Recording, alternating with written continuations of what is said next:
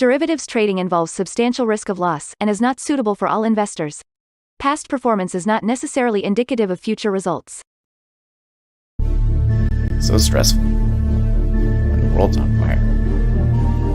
Good God. I can't look at this, guys. Like, my strategy is you buy it and you hope that you got a good spot. Yeah, but we all think you're crazy. You don't fight this. No way. The markets are freaking out and you don't think that anything is wrong? Come back tomorrow and I'll lose it all. Should be fun. Good morning, everybody. It is Monday.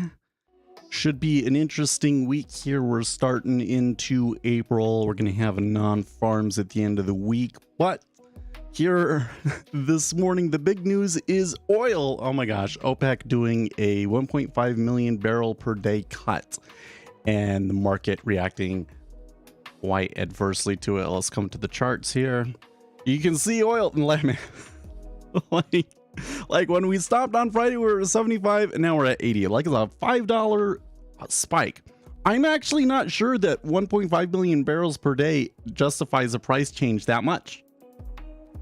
But I don't know, maybe somebody in the oil market that can model it out for us could tell us, but that seems a little extreme. But that's definitely going to have some knockoff effects on other markets, right? So nothing too big. I would expect that to hurt rates, right? And we are a little bit lower, right? We are a little bit lower in the treasuries, meaning rates are going up. And the S&P 500 down just about what, 10 points. Not too bad, not too much damage over in the S&P 500. Let's come over and look at gold and silver. Gold and silver rallying this morning. Silver looking so good. Looking so good there on that rally. They're gonna have, let's see if they get above that 24.3. I'm a little skeptical. And copper's still within the range, man. That's a choppy area right there in copper.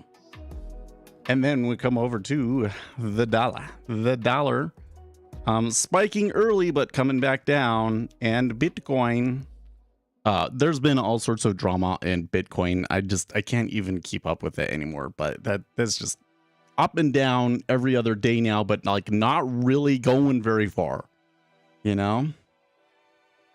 By the way, good morning, Walter. I'm always glad to have new people. We're like super tight here, so when new people show up, I usually notice. I'm trying to get better at that. Maybe I need to keep a spreadsheet. Price was very low, maybe with the fundamentals. Yes, could have bought low and let it rest until the oil cut, but I would have never bought it at the beginning, so risky, I think. Yeah, I don't know if that's one that you want to play today unless you're like an expert in oil, because the chances are that comes back a little bit, right? But we'll see. Okay, so next thing, I gotta make sure my news squawk is on. We do have some numbers today, right? Let's pull up our schedule here. Some reason Forex Factory never wants to remember my preferences correctly. I want to see the week. Thank you. Okay, so we got some PMIs today. Just remember, PMIs have been really influential in this market, okay? And it's going to be difficult to know what is going on, okay? This is this is a number that's a little bit fuzzy, okay?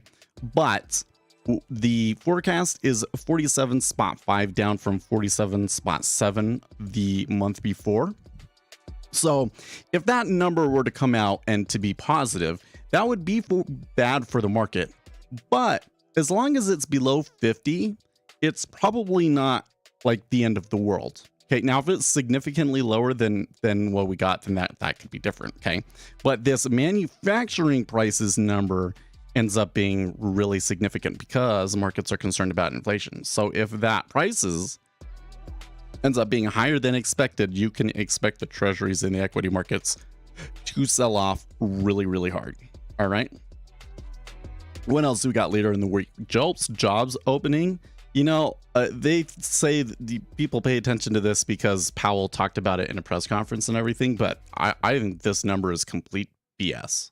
I wouldn't give it any I don't think it means a thing. Right? And then later on, then we get services PMI on Wednesday is the big one over there. Now, services have been, doing relatively well. They're still in expansion. So that market's really, really going to be paying attention to that one, right? And then, of course, unemployment claims Thursday and Friday, the big number, non-farm employment change. So big week on Friday. And since you're getting news all week, probably we'll get some interesting action all week. You can see here the treasuries off of the open, at least, pushing pretty aggressively. Okay, so next thing is I need to roll over, don't I? Yep. I'm going to turn it over to my main camera. So I don't know what I did with my camera, but it's not right.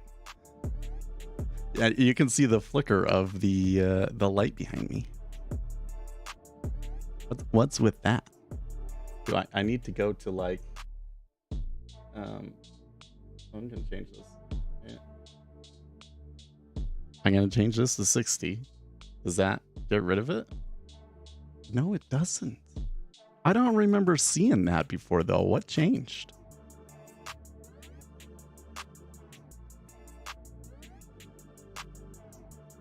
Could be I see auto white balances on that. That could have something to do with it.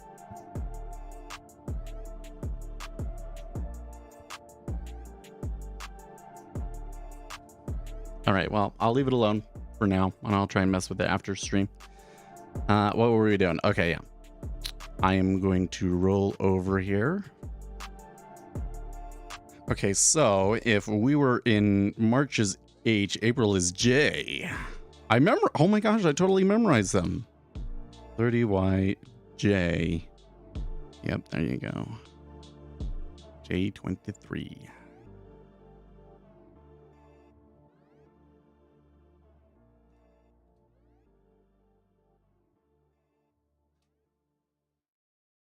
Come on.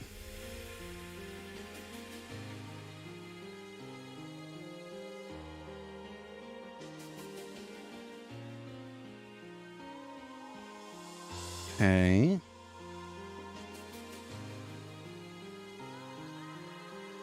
Oh boy, Bullard's saying that his estimate is above the median estimate. Wait, what was the exact? The Fed can continue with its monetary policy versus inflation. Bullard is saying hawkish things. I'm not really seeing the market move too much from it yet, though. Okay, so now we're here.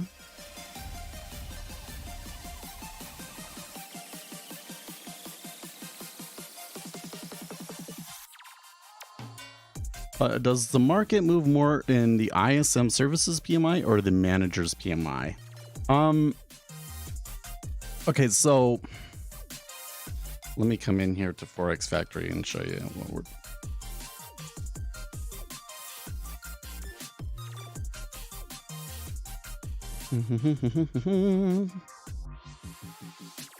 So you want business surveys, right?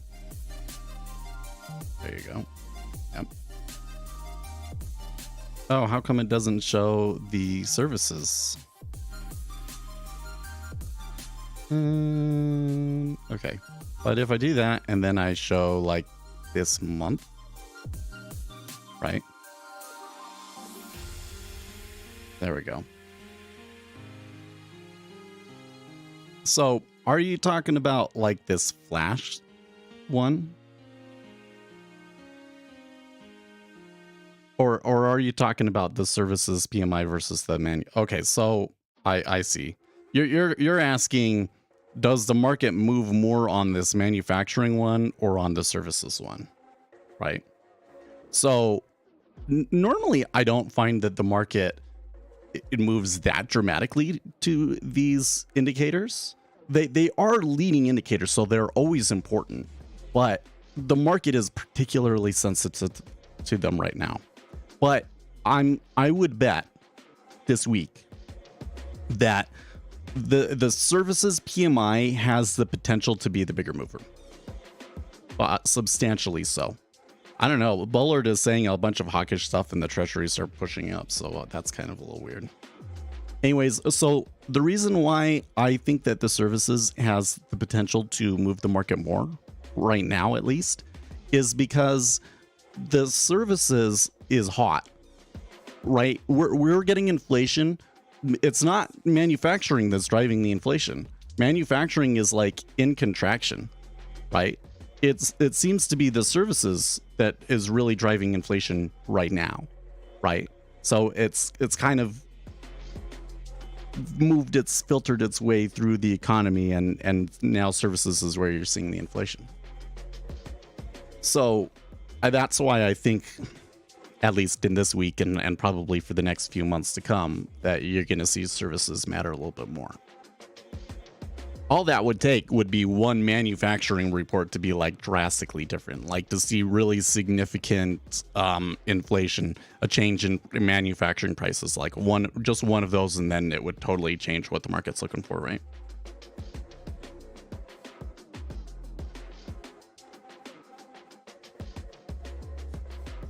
Yeah, well, so the thing that I was kind of was trying to point out, the other thing that I would point out rather, if I can figure out how to show it here.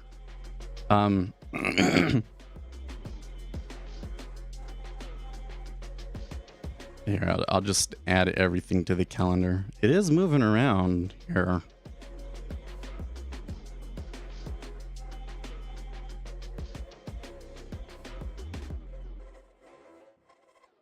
There's the ISM and there's the S&P, I think it is.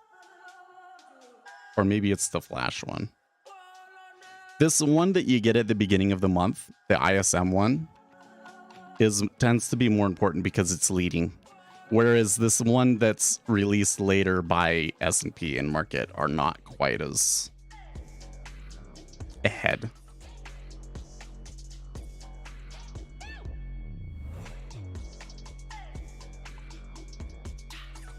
Not seeing the one that I want here. Which one is it?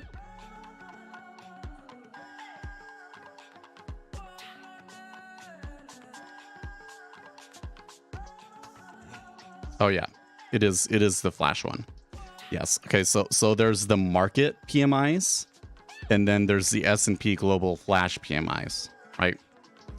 And these flash PMIs are later in the month and kind of give us some information that we already knew. The market will still react to it, and there can still be different, but this number tends to, the estimates tend to be a little bit more accurate on this number, and this number tends to move the markets less than the ISM one. Okay, so just remember that, because that's something that'll also screw you up when you're trying to watch the news here, right? Is that you watch the S&P global ones and you think, oh, okay, market doesn't really care too much about PMIs, and then you come over and you have a day like today and the ISM one comes out and like the market really moves off of it, and that can be like confusing, right? I keep getting on this whole thing that like your brain is a neural network, and when we come in here and we watch the markets, you are basically training your neural network to understand that system, right?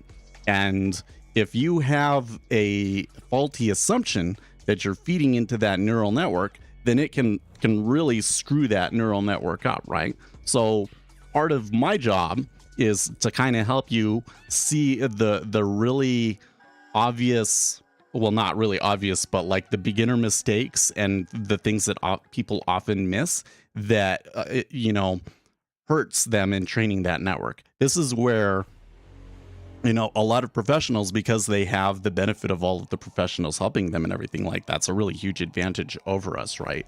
It's like just those little tiny details along the way that you might be wrong about something, and it makes a big difference, right?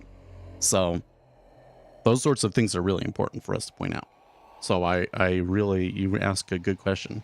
And I'm kind of curious what of what other of my content you had seen, because most beginners would not ask me a fundamental question about the news like that, which is what they should be asking. Most people come in with these kinds of technical analysis frameworks, and they're more focused on those. So you're already kind of ahead here, which maybe means that you've seen a couple of my videos.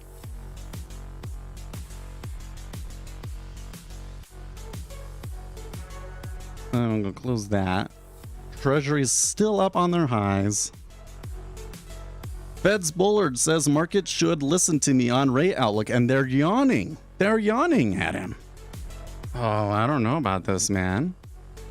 This one is a little weird to me, to be honest with you. Let's see here. This one's already on June, isn't it? Yes. So I've been trying to memorize the product codes, and I think I have it.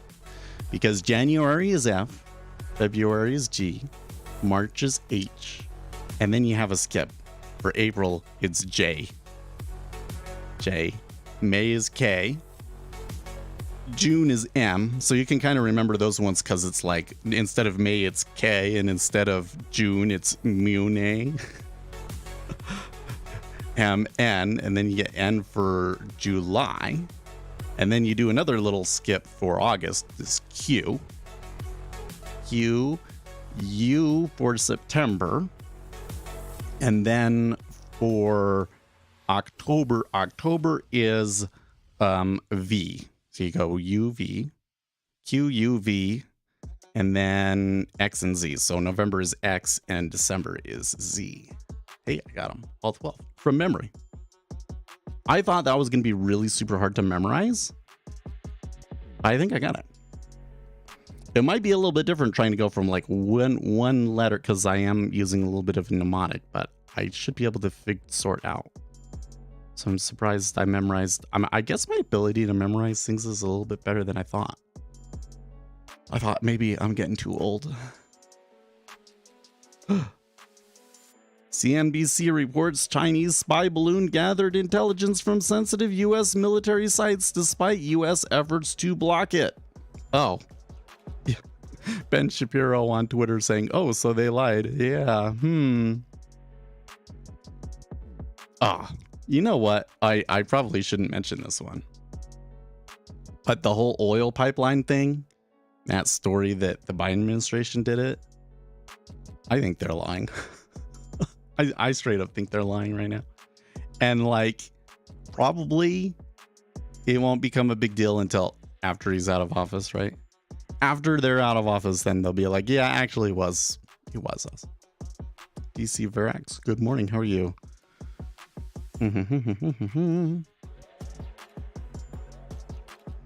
Wall Street Journal reports the battle in Israel over Benjamin Netanyahu's judicial overhaul is leading to growing calls for the country to work towards finally drafting a constitution.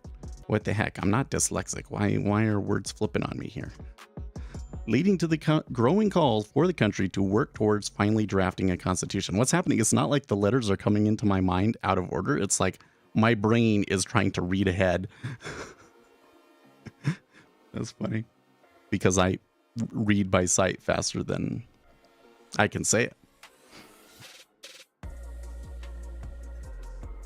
Oh no, why'd you delete your question, Walter? You had asked something about PCE versus CPI. Yeah. So CPI, consumer price inflation. So I think the best thing to do for these things, who cares? You know, edit and delete a comment over a spelling mistake? Come on. Okay.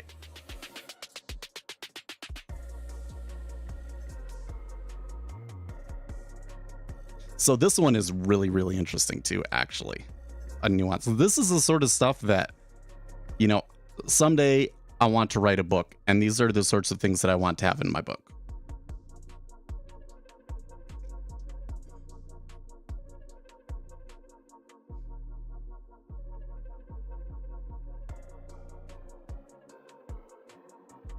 Okay, so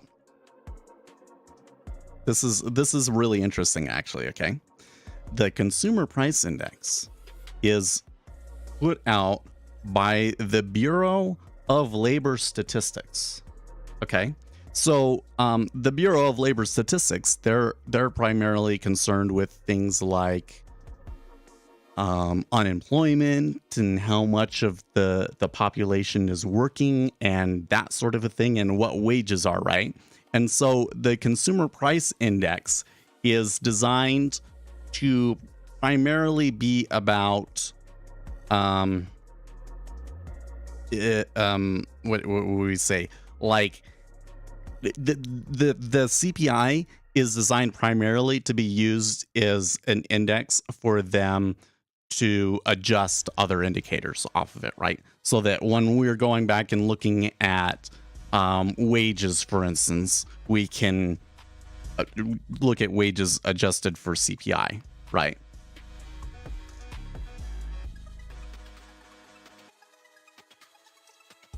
Okay.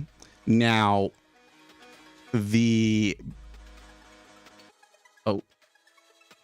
PCE comes from the Bureau of Economic what is it? Analysis. Yes, Bureau of Economic Analysis. So it's different government agencies that make it. Okay. And this one seems to be more about like what people are actually paying, right? I'm trying to remember how to get into the part of the report that we want here. Personal income and outlays. I think it is this. Yes, it is down here, PCE. But if you dig into it enough, somewhere in here, is it related materials?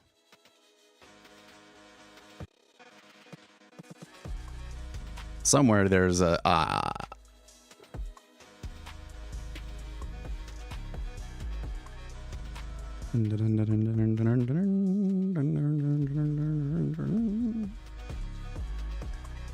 no, it's not this one.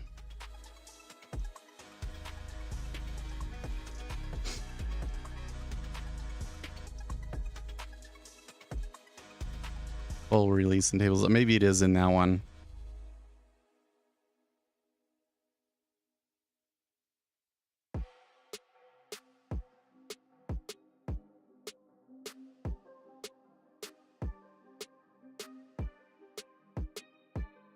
So this report is like, how much money are people making? How much money are people spending? Like relative month to month, right? So it's kind of like a more general way of trying to determine how much are people actually paying, right? So the Federal Reserve says we like to look at PCE because PCE is a better reflection of what people are actually paying. Right? When you come back over into this one, you look at CPI, right? What's in CPI? Food, energy, vehicles, trucks, apparel, healthcare, shelter, transportation services, medical care services. There's medical care services and there's medical care commodities. Okay. So, for instance, I give you an example here. Problems with CPI. Okay. Education's not on here. Okay, one of the things that's been rising the most, one of the largest expenses for people in this economy, one of the things that's killing millennials the most, higher education expenses, right? Not on there. Not on there. The cost of your home. Okay, well, they have shelter, but shelter is determined from rents. So what you're seeing right now is rents, they are going up. Course, but it's not been too bad. Okay, but when you look at the cost of buying a new house, the cost of buying a new house has gone up exponentially, right? Not reflected in CPI. Okay, here you get medical care commodities and medical care services, but I don't think that these numbers reflect how much you're actually paying for your healthcare insurance. right? So like CPI doesn't completely accurately reflect what you're paying for, you know? And PCE comes in and looks at, okay, this is how much money per month people are actually spending, right? Better reflection of inflation. And so they look at that, which is good. But maybe even this one doesn't completely. And that's how you can come in and you can say at the same time that like inflation has been low for the past 10 years, and yet millennials' expenses are relative to their income is a lot higher now, right?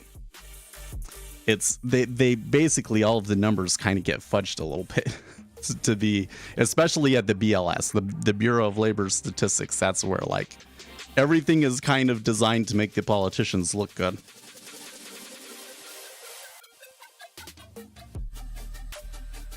That's kind of my own personal opinion on it. You say that twos are at the lows of the day?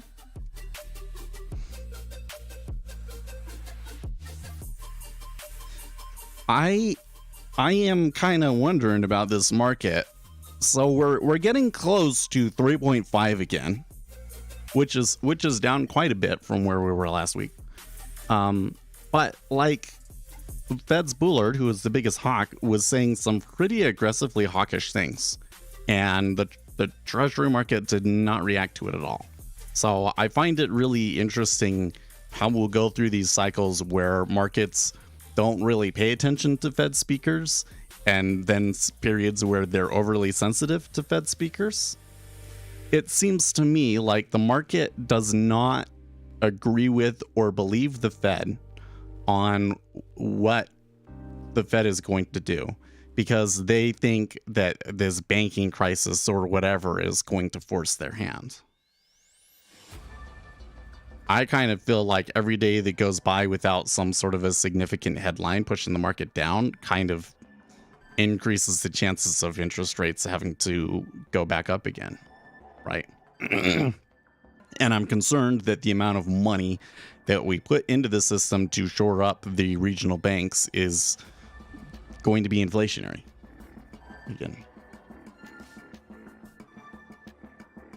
At least up until the point at which the commercial real estate market crashes, and then maybe it changes. I think my mind is still a little bit jumbled up. I should be like gearing in. Sometimes it takes a bit for things to get going in the morning, you know. My mind, and you know what else? My mind has not been on the markets as much lately.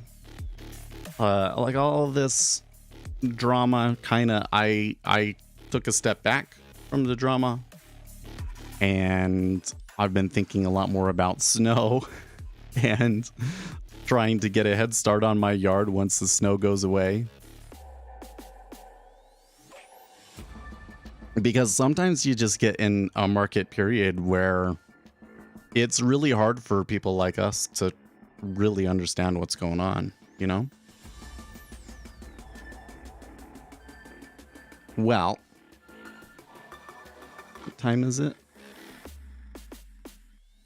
6:56. We do have a number at the top of the hour, don't we?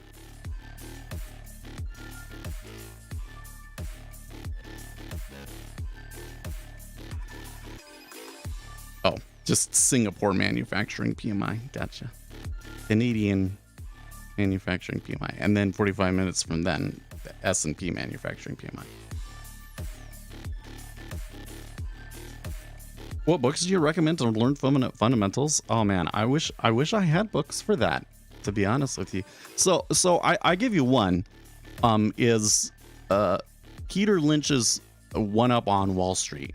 Now that's more about stocks. That's more like stock fundamentals, like what makes a company go and things like that. It's not like macroeconomic fundamentals. I really think that most of what I know about macroeconomic fundamentals I've just kind of picked up along the way, you know? Yeah, I learned, I tell you what, this is gonna sound so dumb, but just go and watch Fast Money every day on CNBC when you're beginning, right? Because that's the sort of stuff that they talk about on that show, right? And you do that for a year or two, you get a pretty good idea of like what the professional money managers are looking at and stuff. I wouldn't necessarily like try and shadow their trades or anything like that, but just kind of like using that to get an idea of how the macroeconomic factors kind of work out. It's yeah, I guess we're not so different. Yeah, I know it's a hard thing, but like that's the problem is I don't think that there really is a very, that's why I want to write a book eventually. I mean, it would be a lot of work for me to write a book, but that's why I want to write a book, is to try and pack as much of that stuff as possible in there to give you kind of a leg up, you know, to get more people to that level where we can have these kinds of discussions, you know, because the spot where the edge starts to come in from is being able to apply that knowledge to the current situation, right? And that's where I think that we all really kind of have to work together and combine our knowledge in order to come up with really good trading, right? So the reason why I want to teach, one of the primary reasons I want to teach and I would like to create a book and things like that, is so that there are more people for me to collaborate with, right? Because you're doing it all by yourself. It's super, super hard to be successful doing it this way all by yourself. It really is. And the stream has really, really helped me.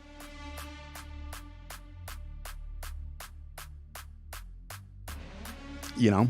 And you only kind of pick these things up when it ends up being relevant that one time, you know?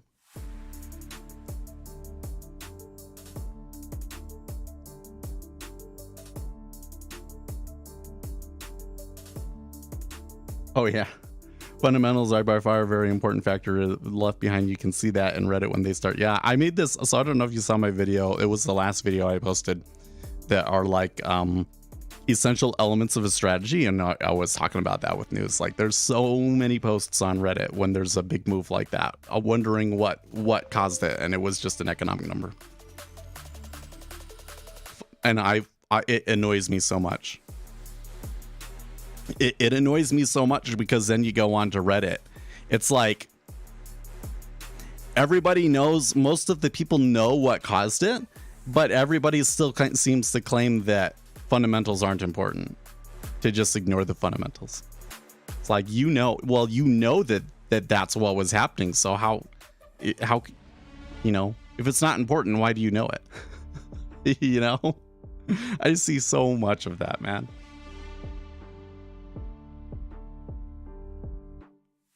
It's kind of funny. So here's like a statistical fallacy that I see a lot of people fall into. It is really, really difficult to be successful with futures trading, right? So does that mean that it is more or less likely that when somebody is successful that it was from skill, right? Well, if it's so hard to be successful with trading, I say that it's actually, if you're successful, it's more likely that you were lucky, right? Like of the 10 people that end up having success, I bet you that 5 of them were lucky.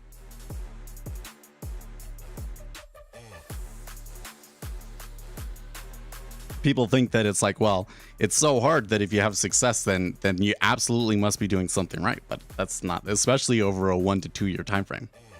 You probably were just lucky.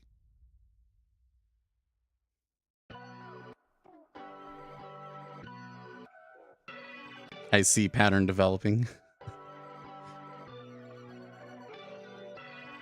Well, the treasury market seems to have kind of sputtered out and gone dead here.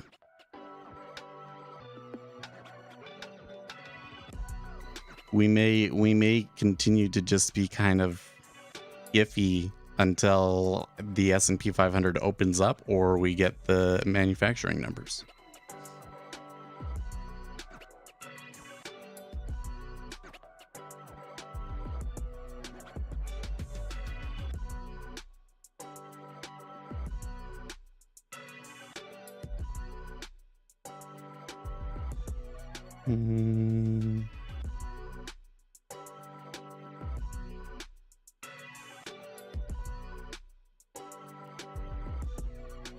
Only longs. Well, they're definitely buying it in 30. It looks like there's some flattening. So I think in this situation, we got to be really careful about how we're reading the order flow, because there does appear to be some flattening trades going through. And so they're buying the 30-year up, and that seems to be dragging the rest of them up with them.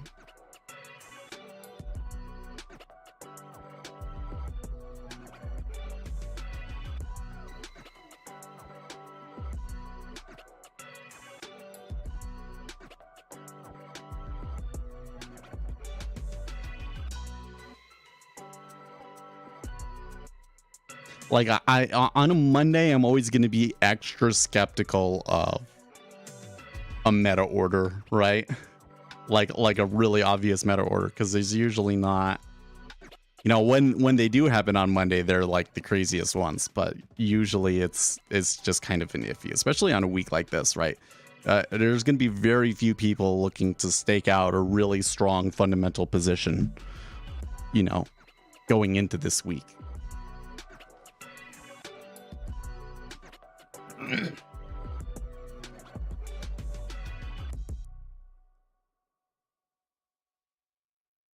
Should all fall in place after the auctions later today? Wait, what are you talking about on that? Is there, oh, there's a 10-year bond auction in the Japanese yen. But not a US one. Oh, I should change this filter here and make it only USD. There we go.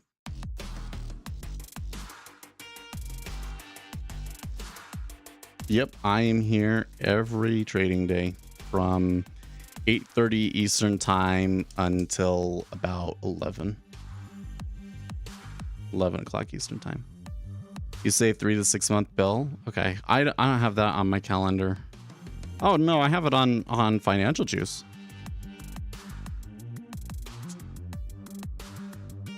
I guess we'll have to see.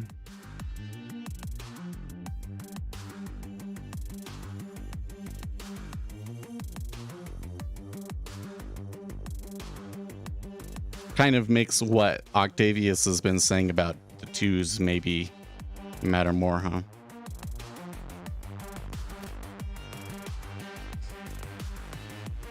I'm really bothered by why does my camera not look as good? Because it was not doing this like the background is all flickering before.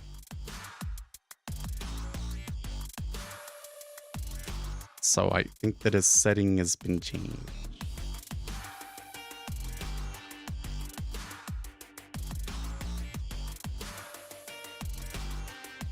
I can definitely tell the auto white balance is on. That probably is not helping.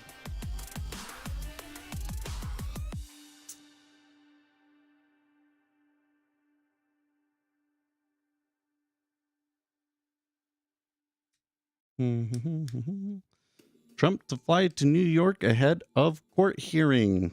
Okay.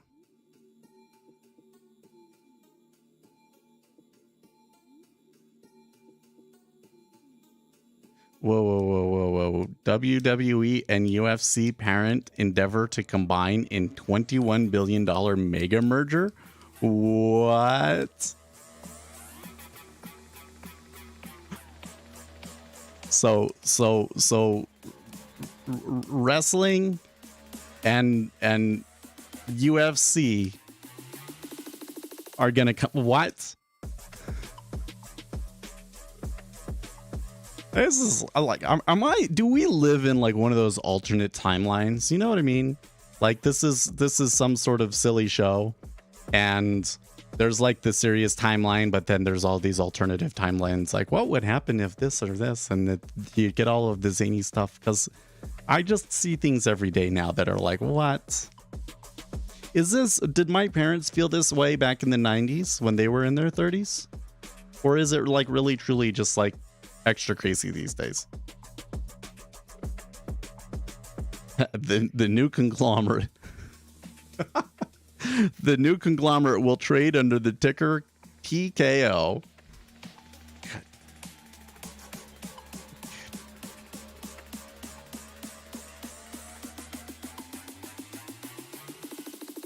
McDonald's temporarily shutters offices ahead of layoff notices. They really need to lay people off over at McDonald's.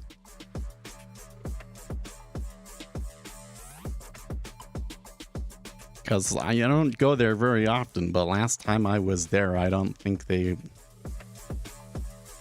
didn't look overstaffed to me. Let's just put it that way.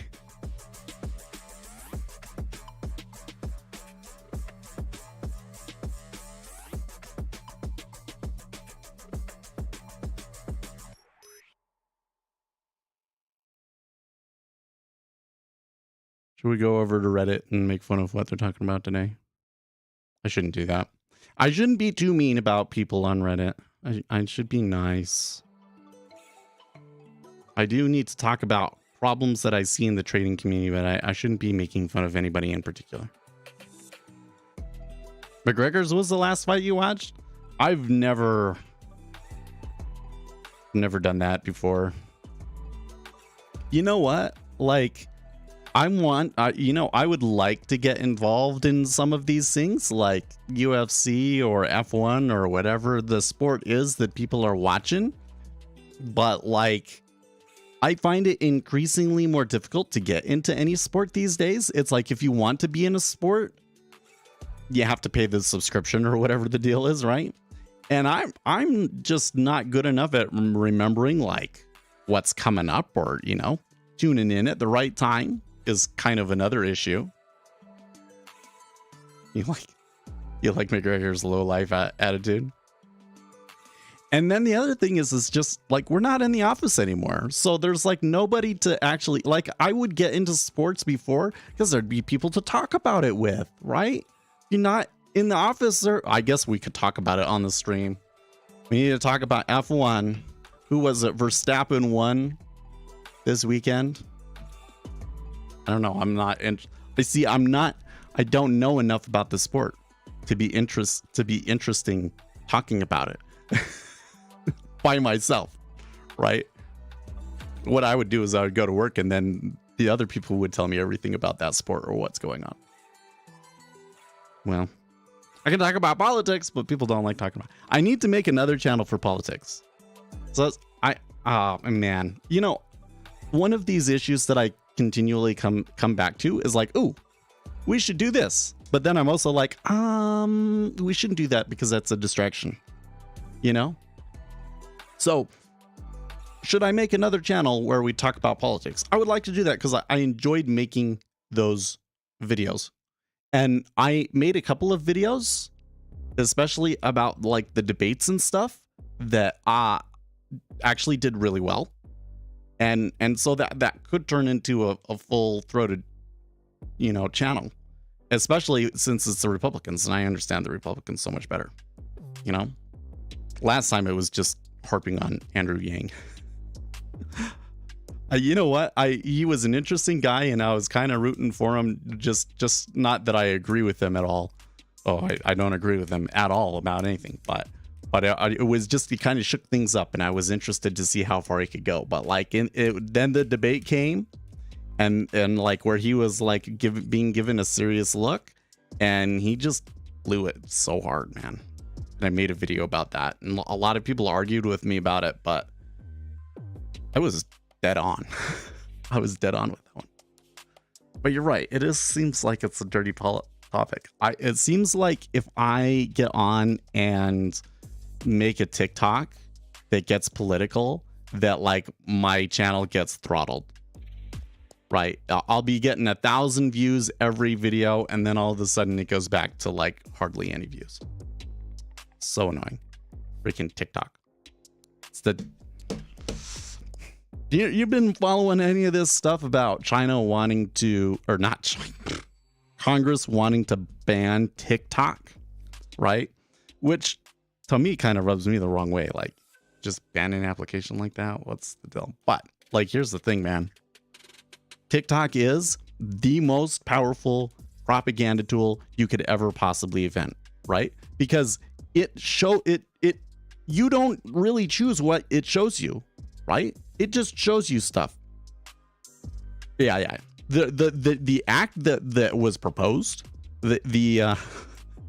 I think what happened was you had this congressman and he's like, oh, we should ban this thing. And then there was some lobbyist like, oh, hey, we have a bill just for that. And then they take the bill and they put it out.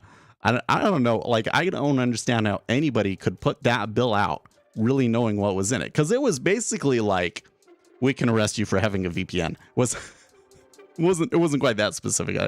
I don't want to get too into the specifics, but I mean, it seemed like it was like way more than just banning TikTok, you know? I don't think that when Donald Trump was trying to do it, it was not going to be just a law. He was just going to do it by executive fiat. I don't understand why they can't do that now. Unless like the Biden administration doesn't want. They're having this weird problem over there because the Biden administration is trying to be aggressive on China and they're trying to be aggressive on TikTok, but their administration is so full of TikTok influence. Like they will pull TikTok influencers in specifically to the White House for their meetings and stuff like that. Okay. But let me tell you something, man.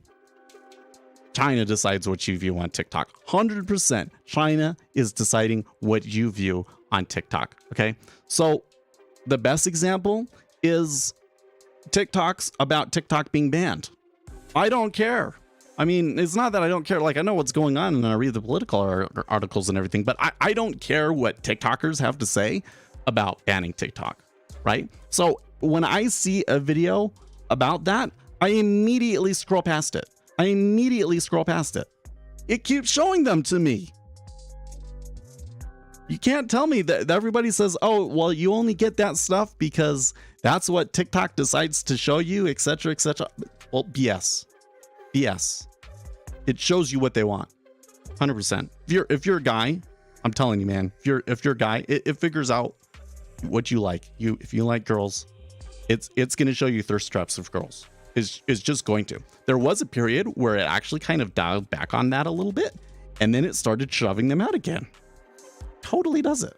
And it doesn't matter if you're scrolling past it or not. Or on the one that really bothers me is communism. Like, I'm very anti-communist. It shows me this stuff anyways. You cannot get on that platform without being shown pro-communist, basically propaganda. Oh man, I tell you, you know what? The one that is like so bewildering to me. So there's like two guys that are I would say like I guess you could call them conservative or maybe even libertarian. But one of them is for the Organization for Economic Education or something like FEE. I forget what the F stands for. Okay. I want to say Bran. I can't remember his full name. There's one, and then there's another one that he must be some economic student, but he has like this crazy beard, man. He has this crazy beard. Okay. And they will stitch other people, but they can't use like the official stitch. They're using some sort of a hack to be able to show you what other people are saying and then like kind of go through it sentence by sentence or whatever and debunk it, right? It seems like if you follow them and you like their content that it shows your stuff to them, but like they get throttled. Like they totally get throttled. Politics can but that's what I'm saying. So last election we did do politics. I wouldn't say that it grew the channel, but it was good content. It was good content. I wish I had done it on a separate channel. So if we're going to do politics, it's going to be on a separate channel, right? I have speculators, Seth politics. There's another, it's already out there actually. But like it has one video or doesn't have any videos. I can't recall.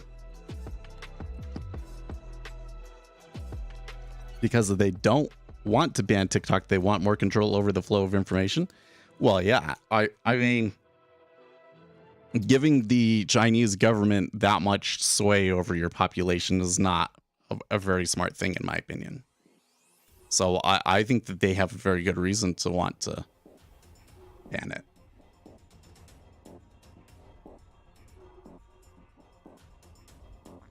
But at the same time, if it was local, right? What if you had a local company that was pushing communism, right? Well, I mean, you have had companies like that. Come on. Like the Tumblr thing, right? The whole Tumblr thing ended up being teenage girls talking about self-harm, and then when they kind of banned that, then it turned into teenage girls talking about being gender non-conforming, right? You don't think that didn't have maybe something to do with the people that were running the platform itself, right? Twitter itself was always kind of this, in my opinion, listen, I'm a conservative, okay? You can understand my biases, okay? But I always thought that Twitter was a cesspool of far leftists. You're talking about somebody that's been around, known about Twitter from day one, right? And I didn't, at the time it was like, oh, I wasn't doing the speculator cess stuff, right? But it was like, oh, hey, here's a network we should try and get involved in because maybe it'll, amount to something later. I didn't care about Twitter because it was leftist retards. And,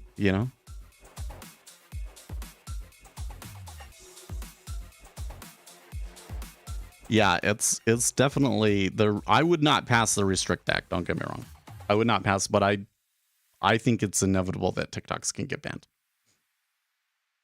Like the issue is, so like before with the Trump administration, oh my gosh, I've kind of haven't really been paying too much attention because we had a pretty big drop in rates there, didn't we? There was not too much volume in the 10-year though. I wouldn't have jumped on that one, so it's fine. If they were to divest like was being talked about, remember there was this whole deal and they were maybe going to go with Oracle and all of this stuff, and then it didn't actually happen. I don't think that doing that would actually allay the concerns, because it would still be like, what algorithms and stuff do you have in place there that we don't know about, right? By the way, did you see that they released the Twitter source code? And in the current Twitter source code, there is a portion of the code to essentially throttle bad content and misinformation, and there's a category just for Ukraine misinformation. Isn't that weird?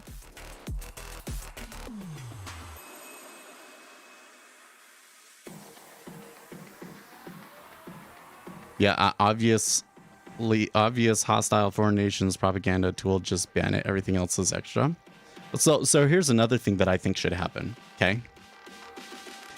I think that Apple and Google should come in and say your app is taking permissions that they don't need, and ban your app until they modify their permissions. Right? Because TikTok requests permissions that there is no logical reason that they would need. Right? Unless it's like using its camera the whole time and watching you, right? Does not need the permissions that it takes. And I think that Google and Apple have a responsibility to come in and say, well, that's a suspicious application and do something about it. And we don't care if it's a popular application. If you are taking permissions far more than what your application's actual functionality requires, they should be able to kick it out of the store. And that would be the end of it, right? TikTok would either have to take all of those things out or not be on the App Store. Nobody would use it if it's not on the App Store anymore. You had to sideload it.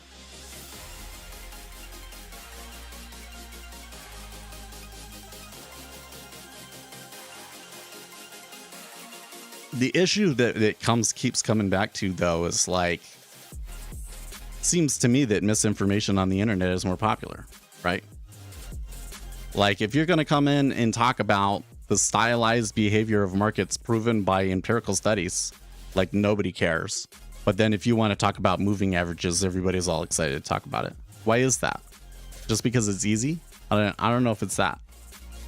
Like, it seems to me that there would be every reason to talk about financial news, that there would be tons of people interested in financial news. I mean, like, CNBC does okay, right? Bloomberg does okay as a company, right? So somebody's reading this stuff. There's got to be people out there that are interested in what's going on in the economy and talking about it, right? But they're not on Reddit. Where are they? Why are they more interested in talking about the moving average? Doesn't make sense to me.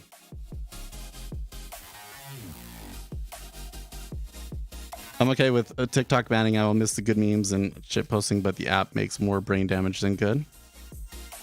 Well, I mean, if they ban it, it's just people are just going to move to YouTube Reels, right? There's some things. So I've kind of learned. I'm always watching it, trying to figure out what the algorithm might be doing. And here's two things that I've noticed the algorithm will do that is really interesting. Okay. The first one is that it will do subject switching. So it will say, okay, right now I am going to show them primarily snowboarding and financial market news, right? And of course you will see other like top videos interspersed in there, but it kind of goes into that mode. And then when you get bored of one of those subjects, it will say, oh, okay, I'll start showing you this subject too. So it will kind of like go through this regime switching where it'll show you a bunch of it and then it will switch to another thing. Instead of like what you would think where it's like, give you as much variety as possible. If you have 10 subjects that you like, you know, within 10 videos, you'd show all 10 of them or something like that. No, it's not like that. If you see 10 videos, like 7 of them are going to be about whatever the thing is that it's decided to show you as its primary interest. Right? So that's the first thing that it does that's interesting. And the second thing that it does that's interesting that I don't see the other apps do, because I do see like Facebook does this too, where it's like, oh, you like this, I'm going to show you a lot of this until you get bored of it. And then I'm going to start showing you this other thing so that I can come back, and it knows how to switch to keep the novelty up, right? But the other thing that TikTok does is it knows based on the time of day what to show you. Not even joking. So if I'm working out, it's more likely to show me fitness stuff. If it's late at night, it's way more likely to show you thirst traps, right? Like it and I don't know if it learns that from you or if it's like programmed into it, but like it is certain times of day it tends to show you certain things. It's like that's what people tend to be doing at that time of day, so that's when I'm going to push it out. Isn't that interesting? And I don't see the other apps do that. I think that's one of the things that TikTok does that makes it so successful. The brain damage and social contagion that comes from social media apps doesn't bother them. It's a hostile foreign competitor. Yeah, that's true. So this really, but this now you're getting into something that really bothers me. Okay.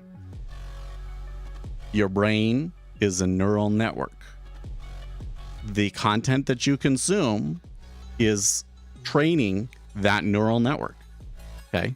That doesn't mean that if you watch violent movies that it's going to make you violent. Okay.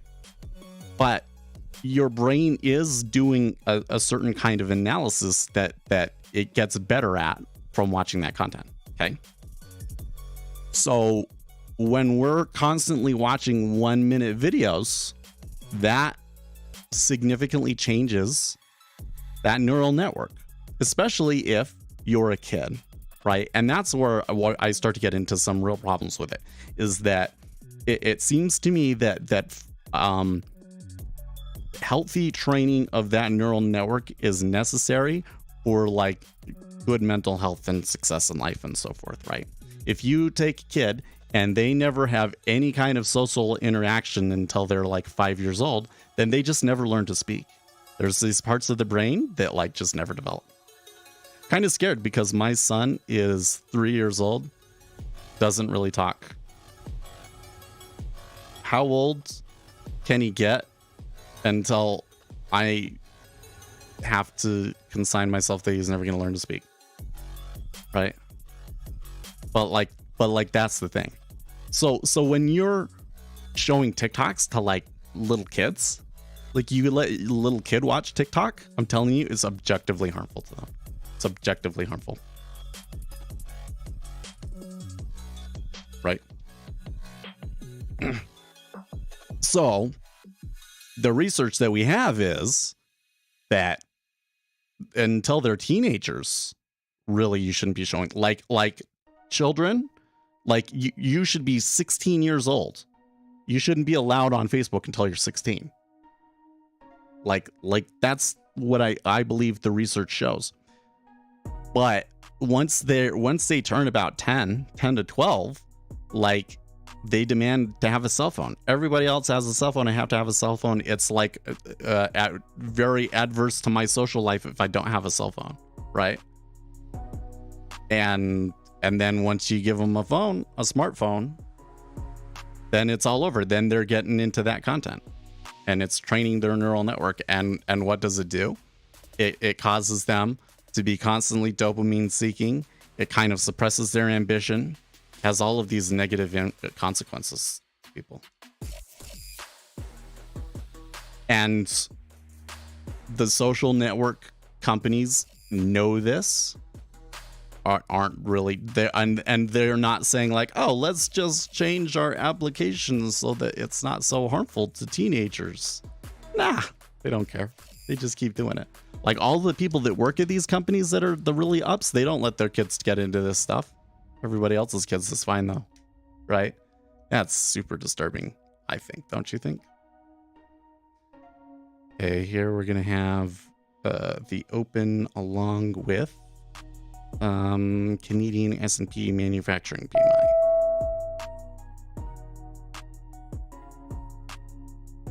Well, it was a 48.6, so that is a contraction versus a previous reading of 52.4. That's not good.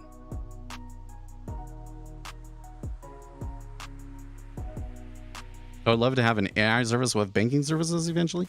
Well, did you hear that they made Bloomberg GPT? They made a chat. They took the chat GP. They took the GPT-4 algorithm, but they trained it on Bloomberg data and did a study on it. And I don't know if we're ever going to get access to it or what. If we get access to it and it's like $20 a month, even if it was like $50 a month, I think that we would pay for it and create an AI that you guys can talk to. They would have to give us like unlimited queries, but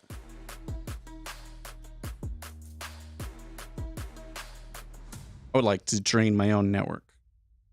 But I'm slowly working. I got these, you can kind of see them in the corner here. Right there. I got these server cases. Turns out the server cases do not have any expansion slots on the back. So I don't think that they will be suitable for my primary machine. Yeah. So I'm selling them. They're good for Bitcoin mining. I think people are going to want them. Actually, let's go check, because yesterday I put it up and on eBay and I had already started getting bids and it was already a bit higher than what I had gotten it for. Which I had gotten it for still, so like that would make sense.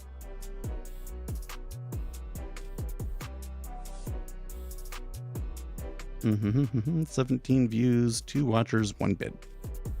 Okay.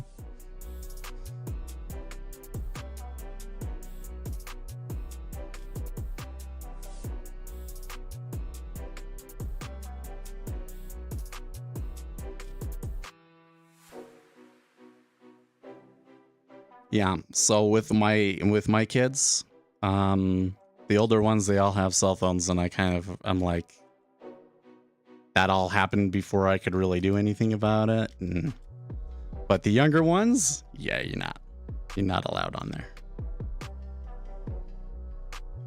Especially Asher, the autistic one. Oh my gosh.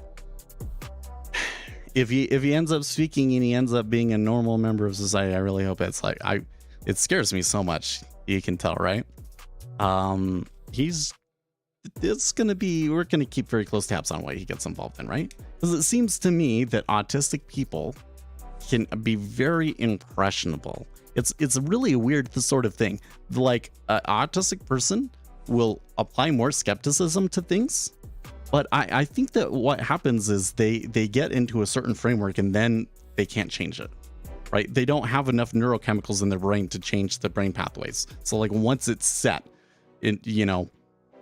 through those teenage years when the dopamine is the highest, once it gets set, and then they're stuck. And so when the world tries to change the social context around them, they're like, no, that doesn't make sense.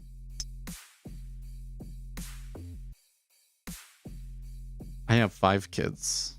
So I have 3 stepkids, and then we have 2 kids of my own. So the 2 kids of my own are 3 and 10 months. He was born in June. So it's 10 months.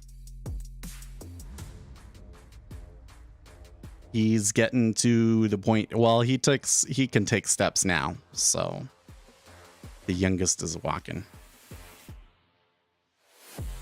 Wow, is this that whole conversation? It's only been 5 minutes. The spoos are looking pretty good here on the open though.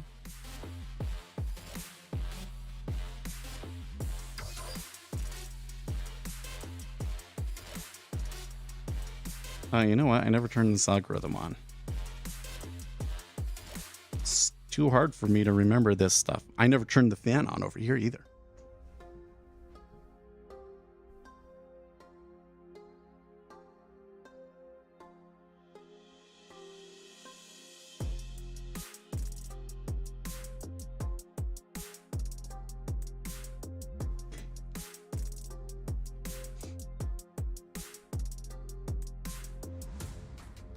There we go.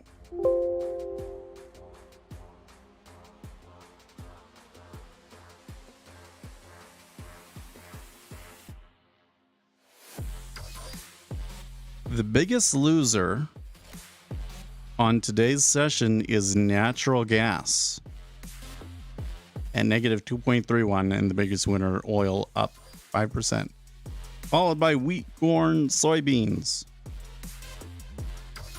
So that's a little concerning, right? The commodities complex is moving higher.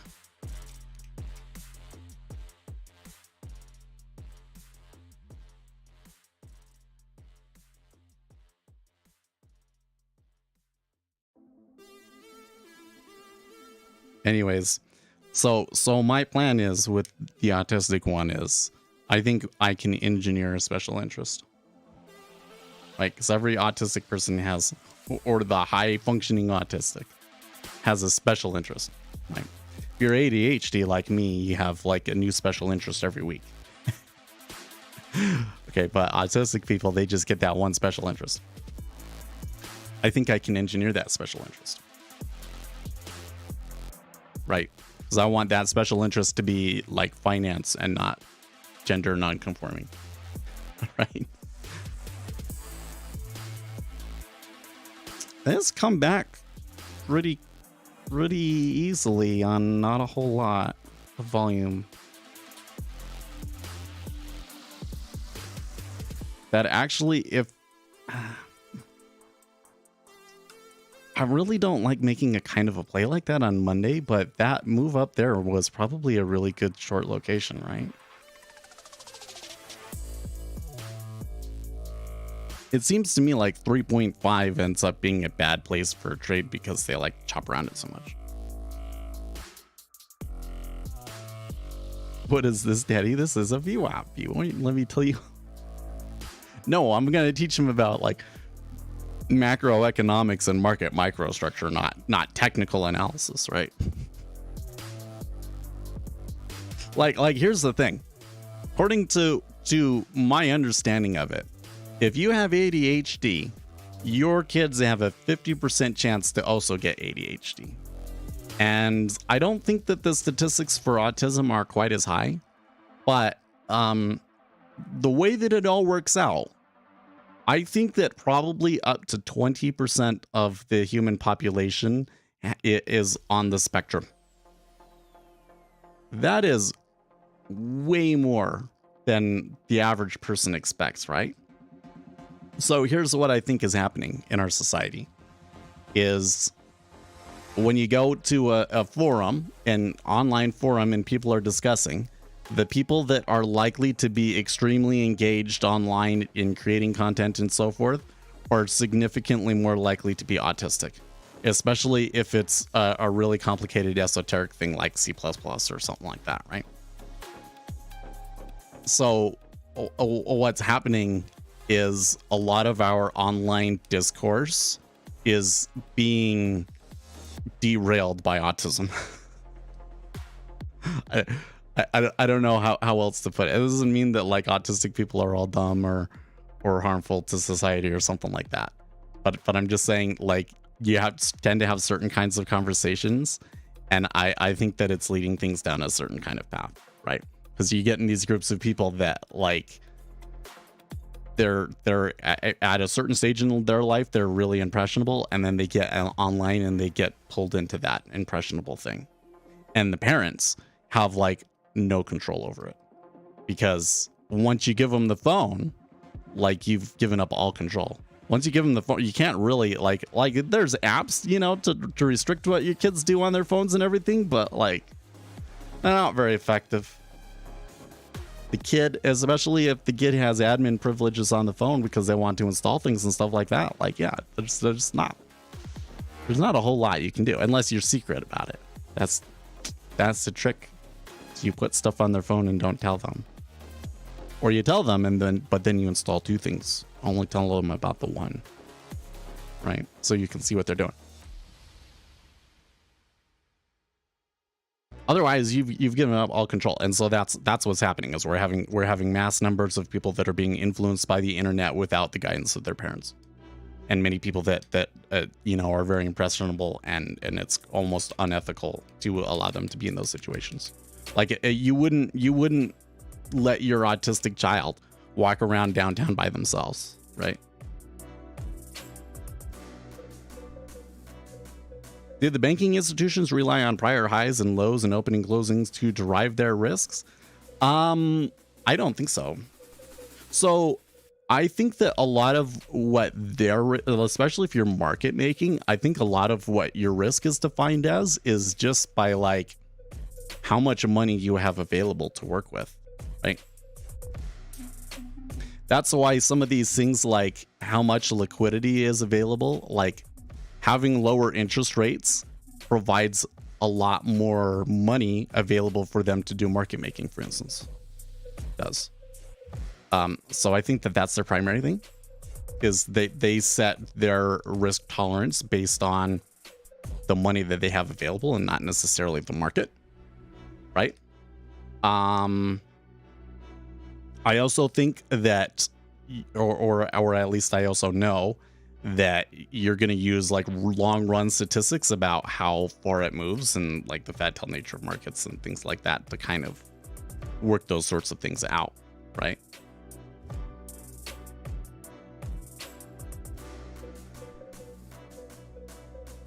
We're talking about how risk is more of a factor in being successful. It makes me wonder if the monthly or weekly ranges determine how much they leverage.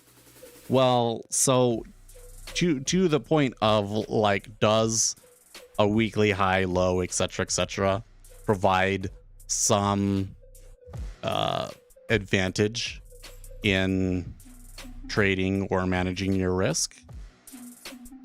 I've never been able to show any such thing, and I've never been able to find research that says that.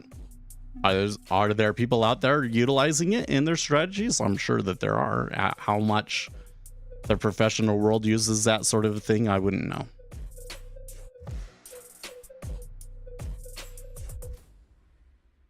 It's relaxing to see a Dom so chill like it is right now on your screen.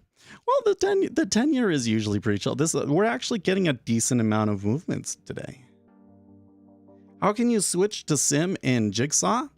So in Jigsaw, you click this button over here and to show all the buttons, and then you got your trade settings. It looks like a $sign, and then you will get this little control here, and this first drop down will show you your accounts. And if you want to create another account, I think that you do that from the web interface. Hold on, I have to log in here.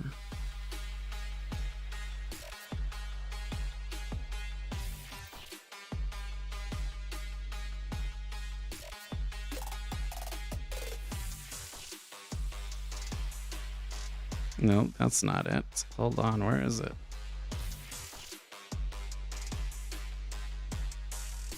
I haven't gotten into this for a really, really long time.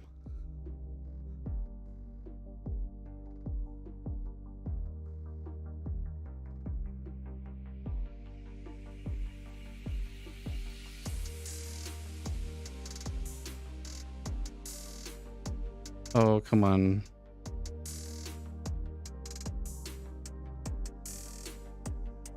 Oh, here we go. Okay.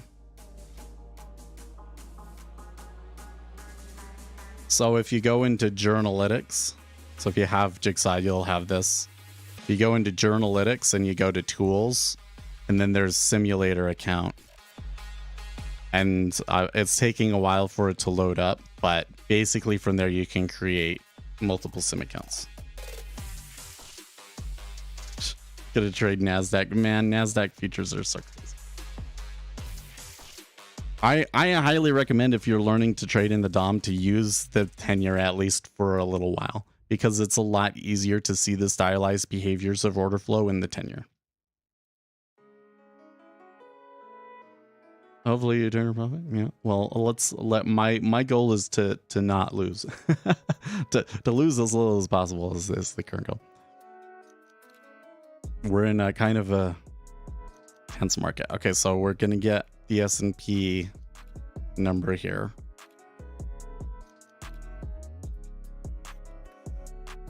Okay, so 49.2 versus 49.3. So this is the one that I was talking about. We're saying, right, we get S&P manufacturing PMI. It's not as important as US ISM manufacturing PMI, because data that goes into that S&P one is old data, which is why they're usually so close to the estimate. Right?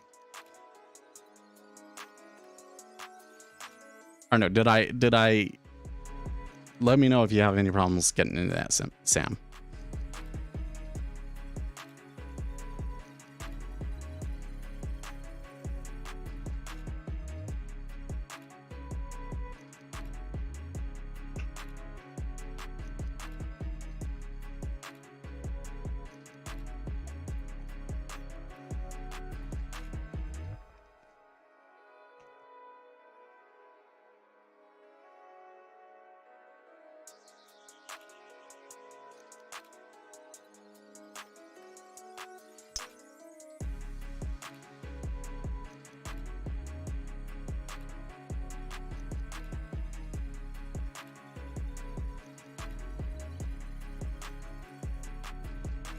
They seem to be gently moving up again here.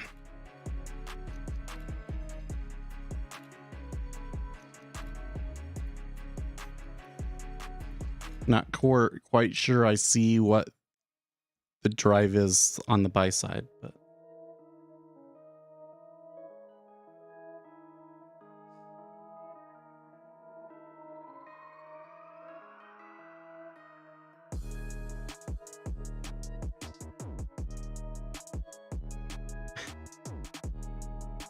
So earlier I was like, let's see what's going on Reddit, right? So I opened up a bunch of tabs and didn't go into them. So there's this one post, what on earth is this trader doing? I came across this video on YouTube, how this trader turned $200 into $190,000 in 4 hours. See link below. I can see a lot of discussion of selling, but I have no clue what they're actually doing to get these returns. I'm like, yeah. Of course, that would not make any sense because it's probably bullshit.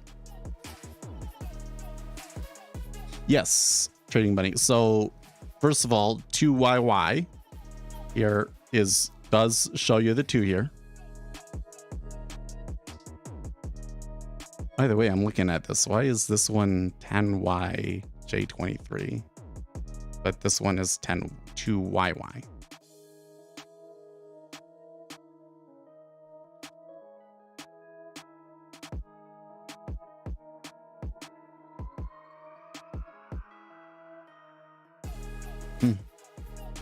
Maybe it's because these are 2 digits. That must be why. Okay, so you can do 2Y. If you want to look at the full futures, there is ZT. Is that right? Yeah, ZT. 2 year. ZB, ZN, ZF, ZT is the 2 year. And I'll warn you now, you look at the 2 year on a DOM, it looks pretty weird. Because they have really, really big Qs in the 2 year.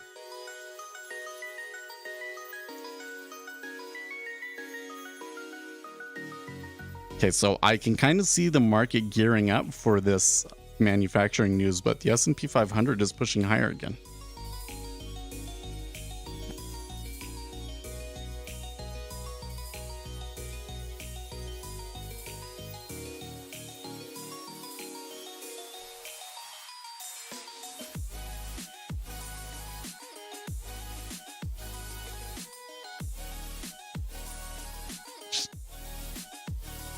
Somebody was like, what brokers and charting programs do professionals use? And of course, the first one was Bloomberg Terminal.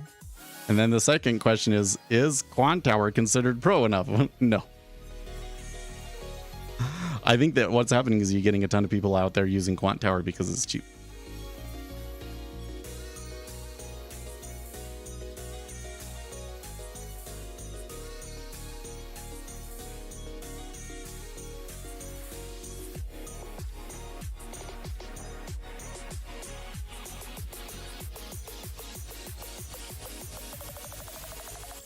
I'm going to answer this because nobody said trading technologies, which is kind of funny.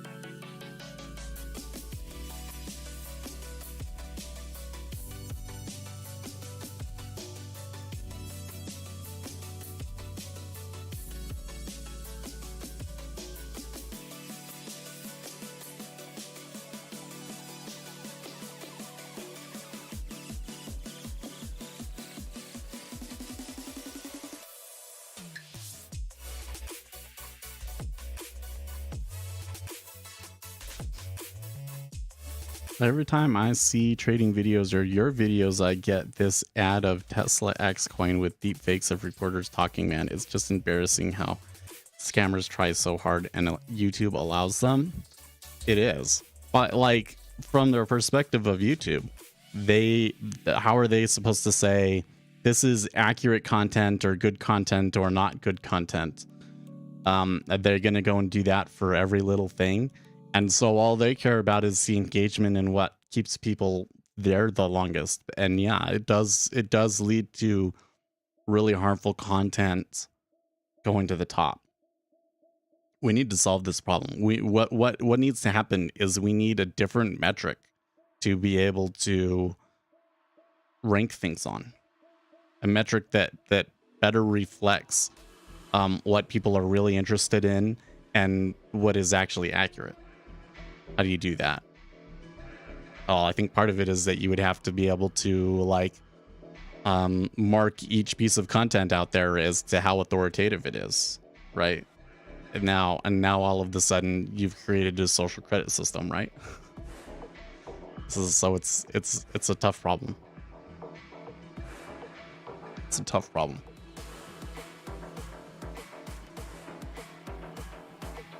Oil pushing back up here as the S&P 500 pushes up as well. I don't know. This rally in the S&P 500 is a little unusual to me. It feels like it's like, I mean, there's not news or anything, right? It's just kind of like the pain is to the upside. Short covering maybe. On the other hand, though, why are rates going? Why are the treasuries trading up? Why are rates moving down?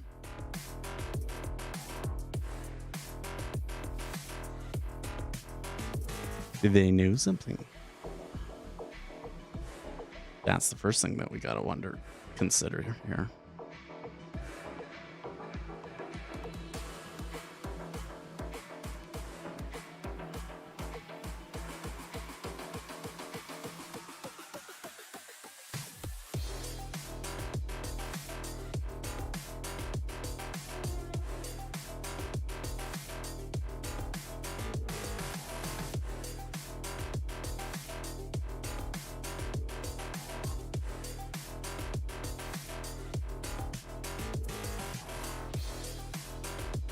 You're tired? Yeah.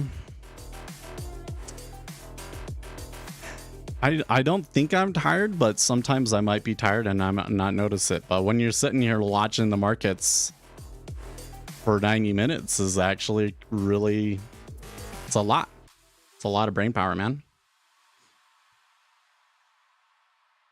That's why we usually only do the stream for like 2 hours. More than that is not good for you.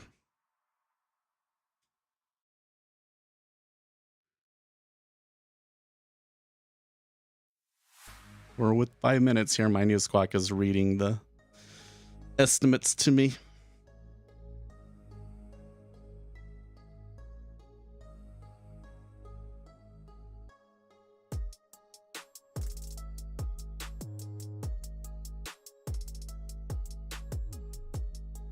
Oh, it was a follow-up to that other. Tired of the Indian porn ads, not the markets. Okay. You get Indian porn ads on YouTube? Wait, what?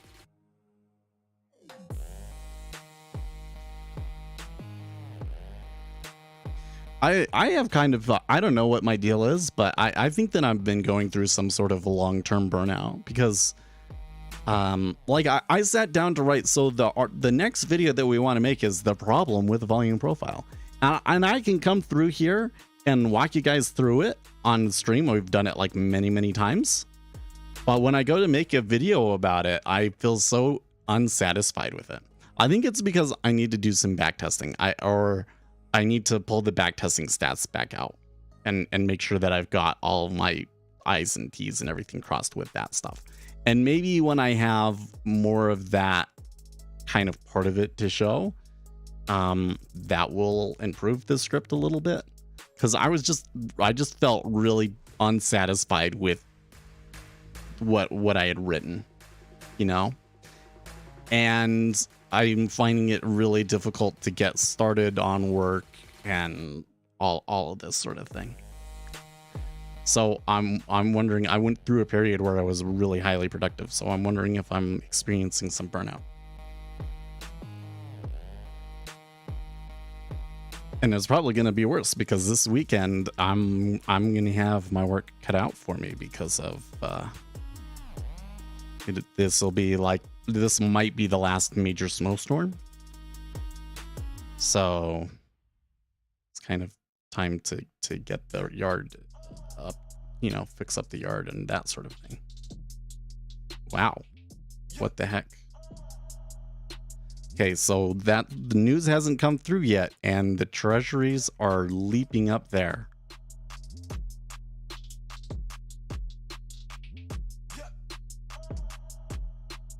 What could that possibly be about?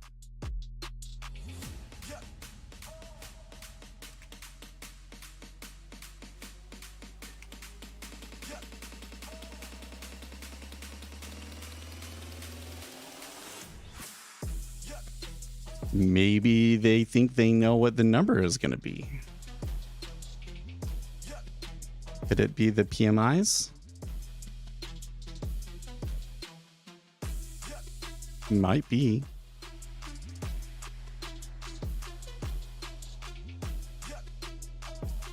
So when I'm seeing moves like that and I don't know what's going on, that makes me very unlikely to trade, right?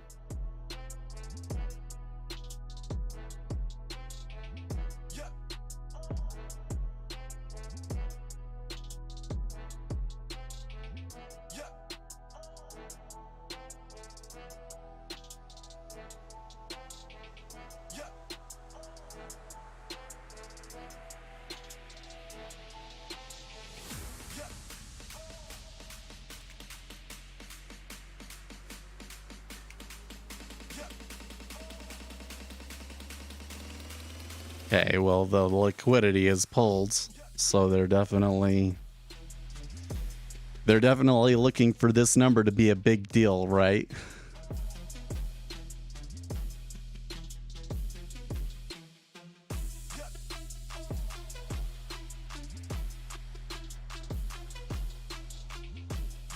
Huge spread there in the micros.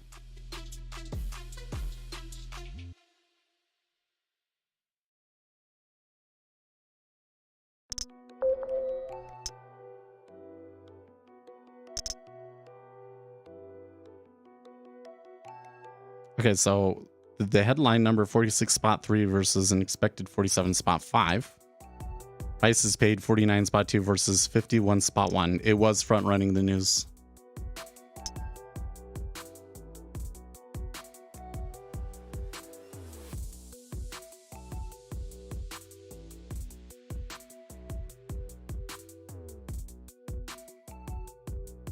I don't know if they come that far back. So because they front run it so much, I don't know if that leaves much opportunity for us.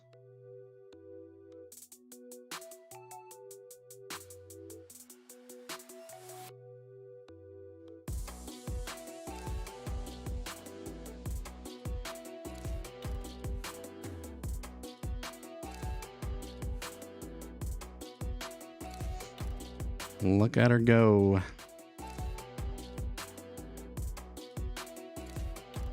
Already forming a little note here at 10.5 though. Yeah.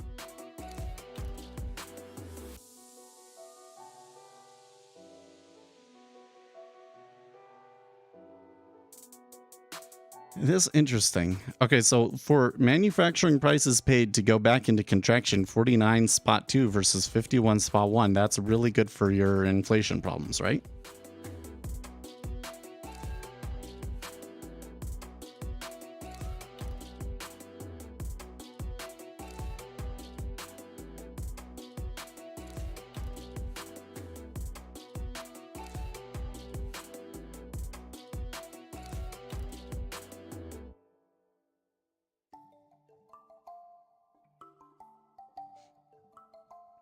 So we were at 3.5 earlier today. We're now at 3.43. So we've dropped 7 basis points. How far can this go? Well, we've already traded about 15,000 contracts. So we're already to an average sized move. Or almost to a moderately sized move. Is this something that could end up being like a 50K move? I suppose it could be. So it's not necessarily crazy to be selling here. Or, you know, buying the rates here. I don't like the numbers that they're trading up here, though. It's a little bit too much volume trading there. In fact, it's probably too late. I'll mess with it on sim here.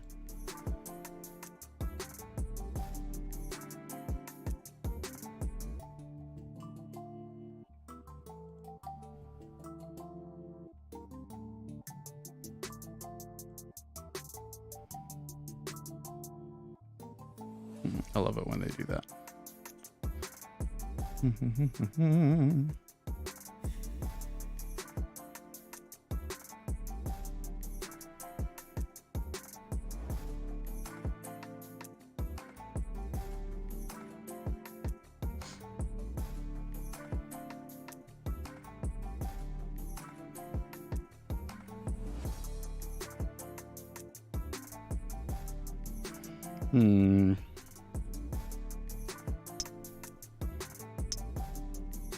Look at that big order at 11.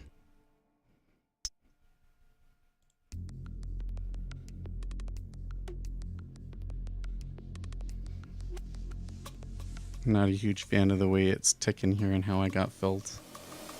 It's making me nervous. Yeah, alright.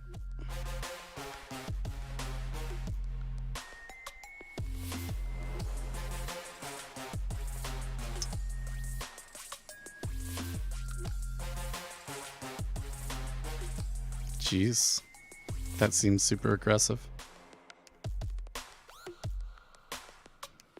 Is it gonna let me out, or do I have to puke this hard?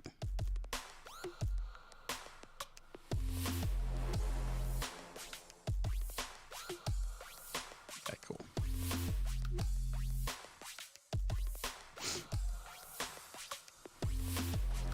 Not too much damage there. It was 11. Okay.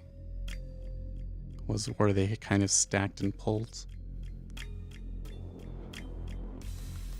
Okay.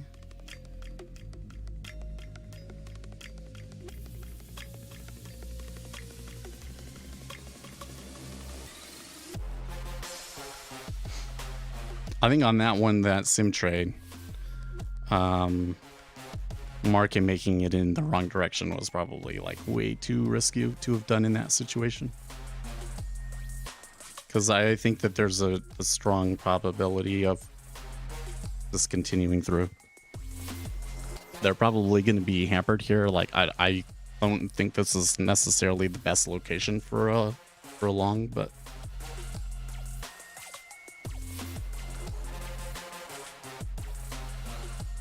very, very interesting. Well, somebody definitely thought they knew what the number was going to be, didn't they?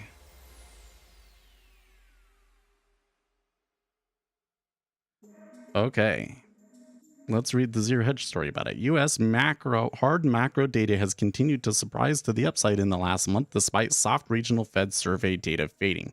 And consensus expected both ISM and PMI manufacturing surveys for March to show another month of contraction. Under the hood, ISM is ugly, with employment the weakest since July of 2020. Cyan Jones, senior economist at S&P Global Market Intelligence, said the U.S. manufacturing sector continued to signal concerning trends during March. Although output rose for the first time since last October, growth was fractional and largely supported by ramping up production following an unprecedented reduction in supply chain pressures. The timely delivery of inputs allowed firms to work through backlogs, but sparse demand amid pressure on customer spending due to higher interest rates and inflation spoke to challenges ahead for goods producers if there is little change in domestic and international client appetite. Weak demand for inputs resulted in some relief for manufacturers as input cost inflation slowed again.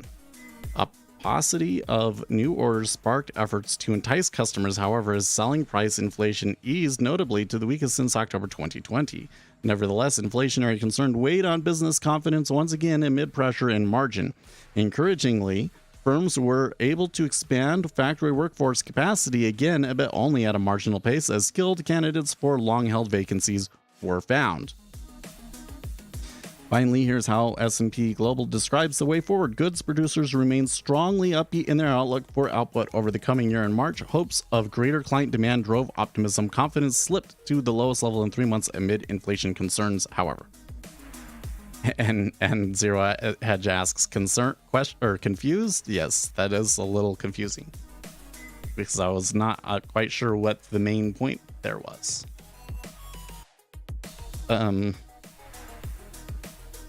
But it does not scream to me like I was worried about a stagflationary report. I don't think we're getting it. Like my own expectations for CPI and everything, I think, are a lot less now. I'm a lot less concerned. And the other thing is that it seems to me like that this change that we're having here is happening on its own, is not related to the banking crunch, right? So like maybe the Federal Reserve doesn't need to do anything in May, right?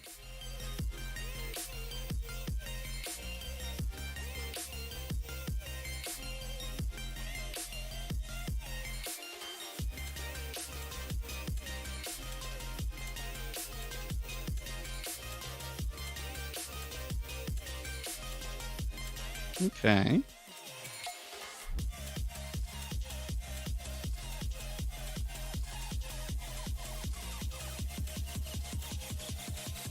We're still at 3.43 though.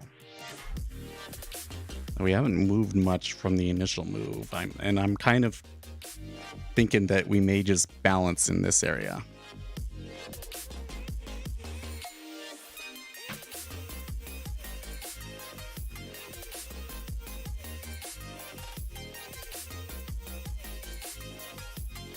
Well, we'll see how much of a pullback there is. You know, I haven't seen much backwash. It seems to me like there was a lot of absorption and pushing against the move, but that was probably from the people that had, you know, been buying, front running it. So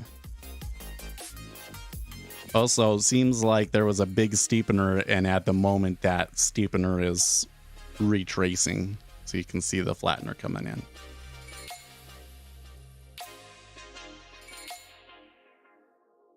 This is one of the more interesting numbers we've gotten in quite some time.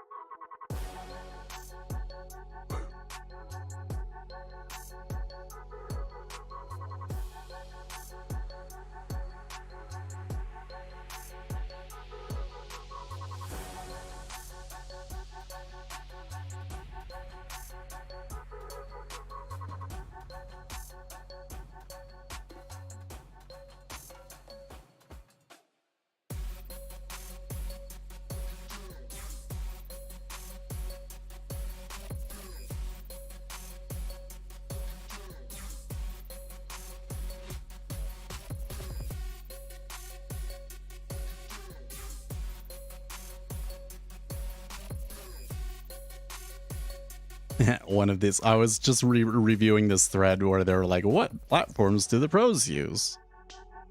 And one of them was Interactive Brokers. I downloaded that one.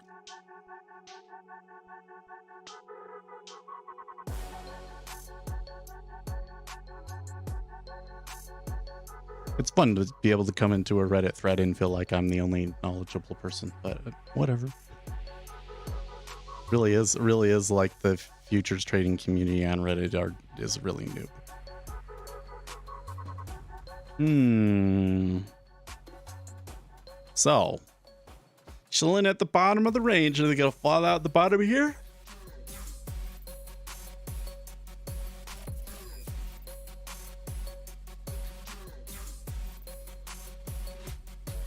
I don't know. The liquidity kind of doesn't look like it's gonna give up.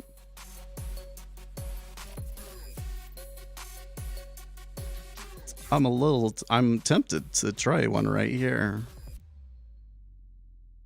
We'll do this.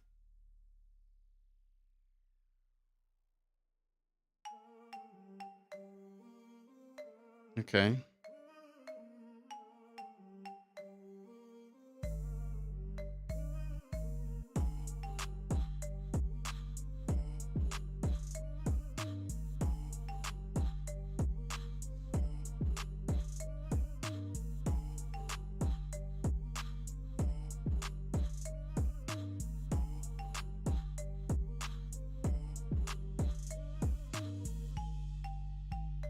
Yeah, they want it. Look at the way the liquidity's stacking behind it.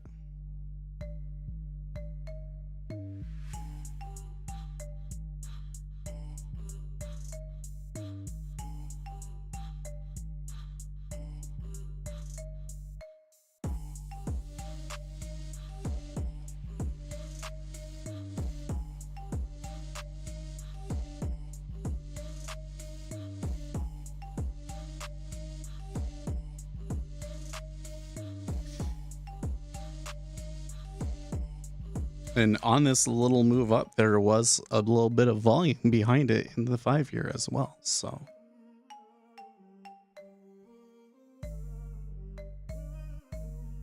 I do wish I had gotten these fills down here, though. So do you see when it ticks up how aggressively it stacks and everything?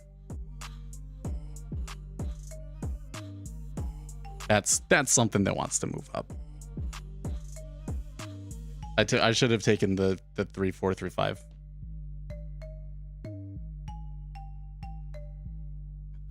Because they're definitely chomping at the bit, man.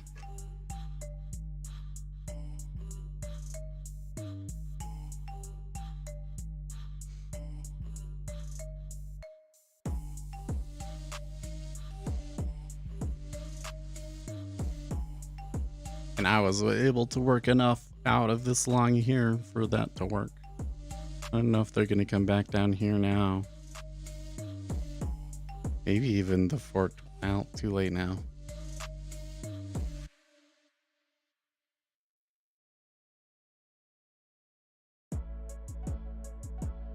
They're trading it.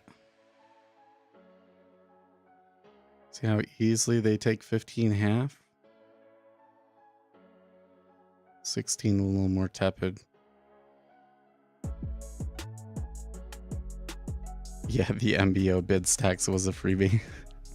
I think I was a little bit too slow, but there was a couple of ticks in there that it was like, oh, they're definitely going back up to the high, right? Yeah.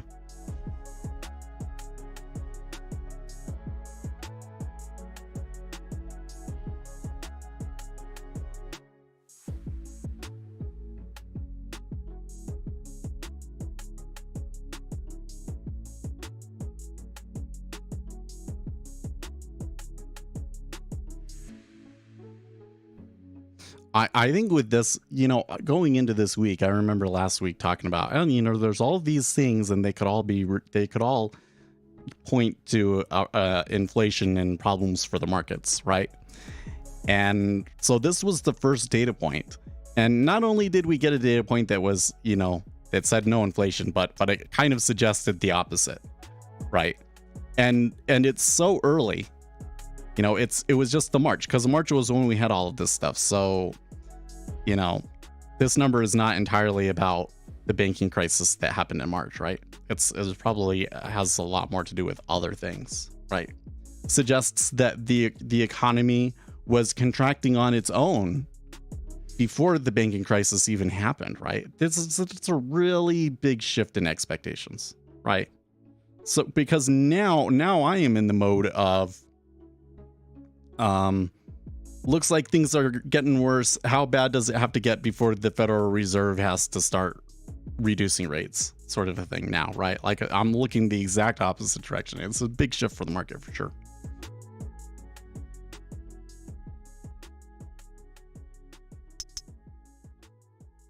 And that might only last a day, but I might only feel like that for a day, but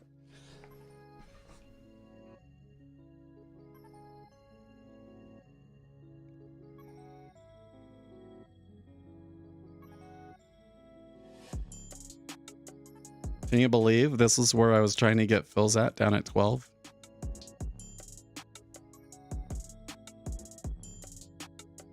I flubbed that one.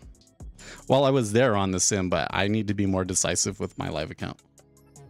Because that's almost 20 bucks already. I could have even taken the 420.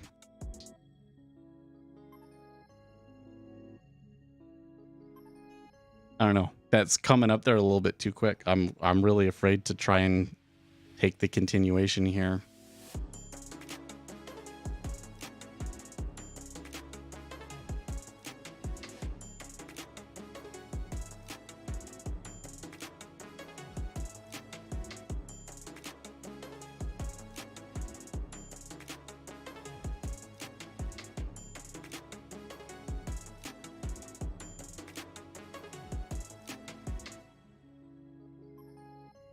You wouldn't want to hold that for too long.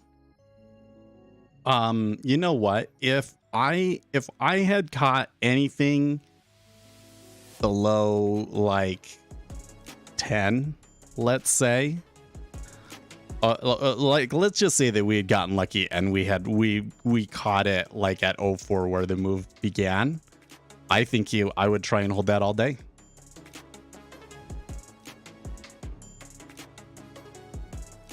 Because it's a pretty fundamental shift in the market, right?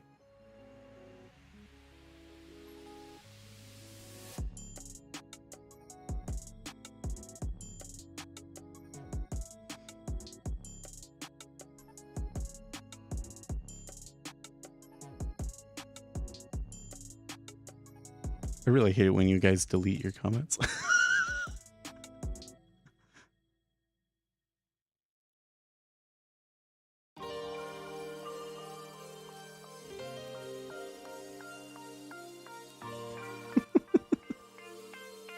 It's just YouTube chat, guys. You don't I don't care as long as I can understand what you're saying.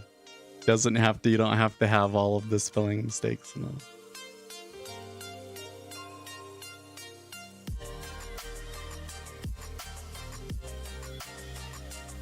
Remember, the algos are watching us all.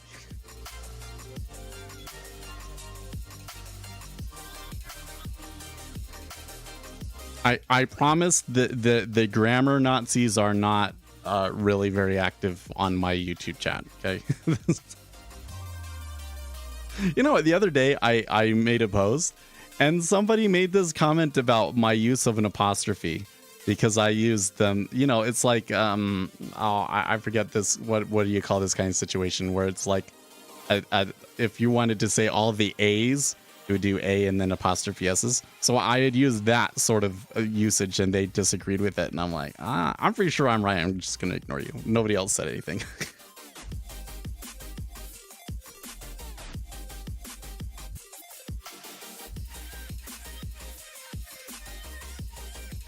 I was speeding in Dubai and got charged on my bank card. Really? That's interesting.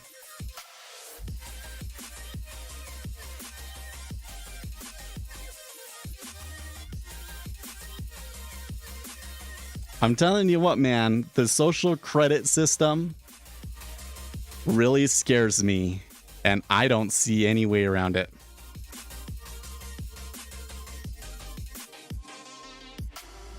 Okay, so that little slip lower there was ECB's Holtzman saying a rate hike is still on the deck for May. So it sounds like the ECB is still sounding aggressive.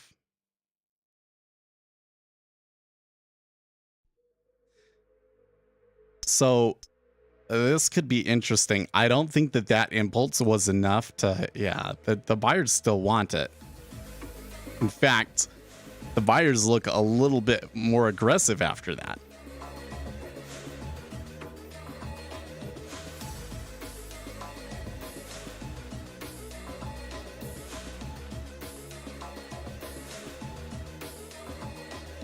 That could really add some fuel to the fire here.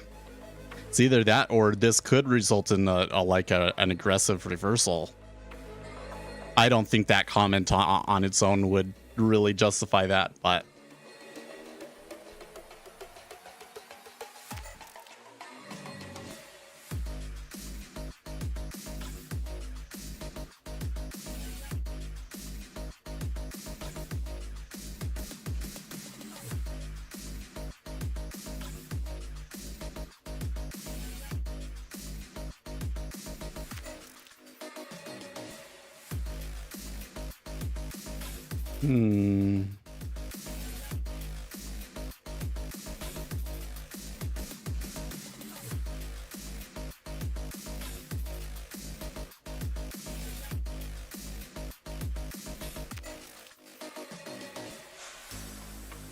well, if it comes all the way back down here where these two orders are, I don't think that I would want it anymore anyways, so.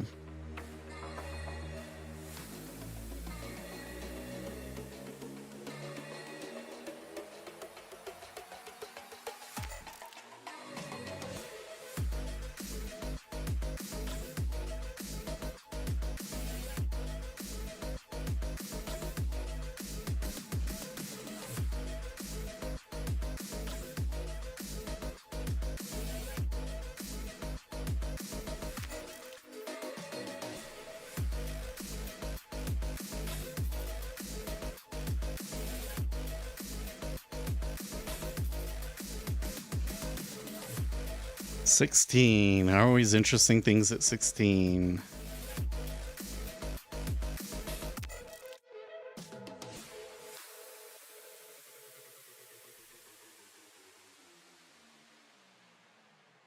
I am unsure where I should go from here.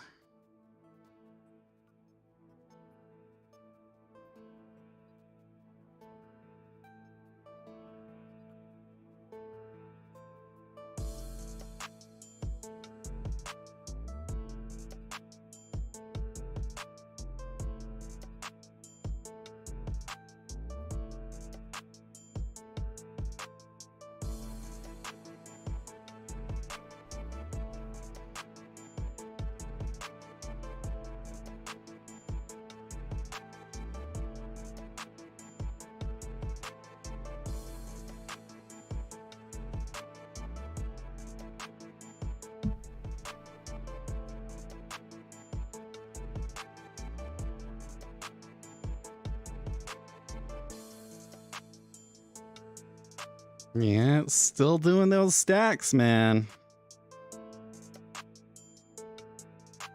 It's like any volume starts coming into it long and then the bid beefs up.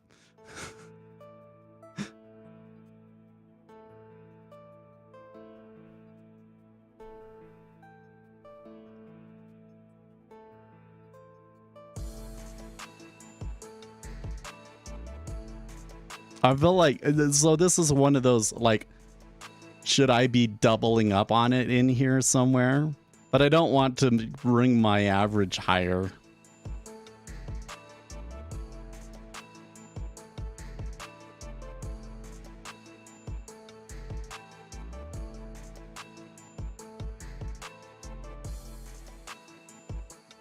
May be stuck in this kind of range until the end of the stream.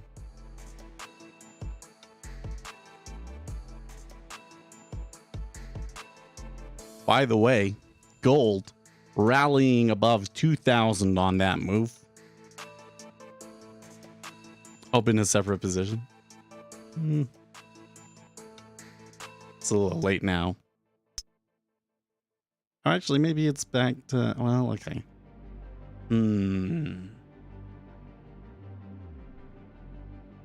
So, like, if I was to take this for, like, a third leg, 15.5 would be fine.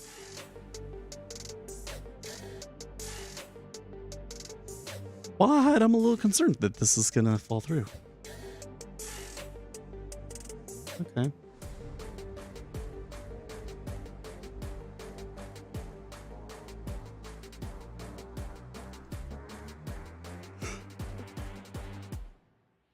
You're walking away.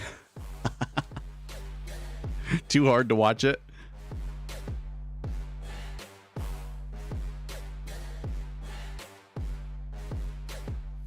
So like, here's the thing is that on a move like this, I don't like jumping on late because it messes with you, right?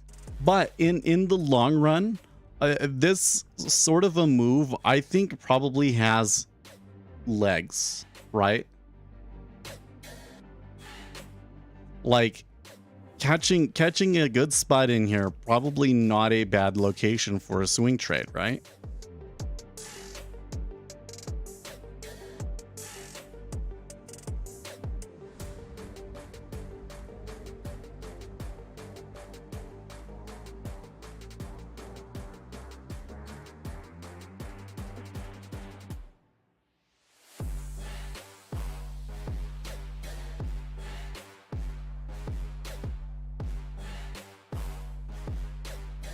We'll do that tomorrow.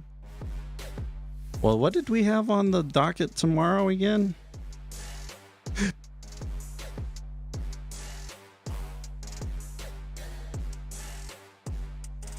Jolts. FOMC member Cook speaks much later in the day. But he's speaking tonight too, so I wouldn't expect that one to be big of a deal. Pre-recorded opening remarks at a virtual event hosted by the Federal Reserve. Yeah.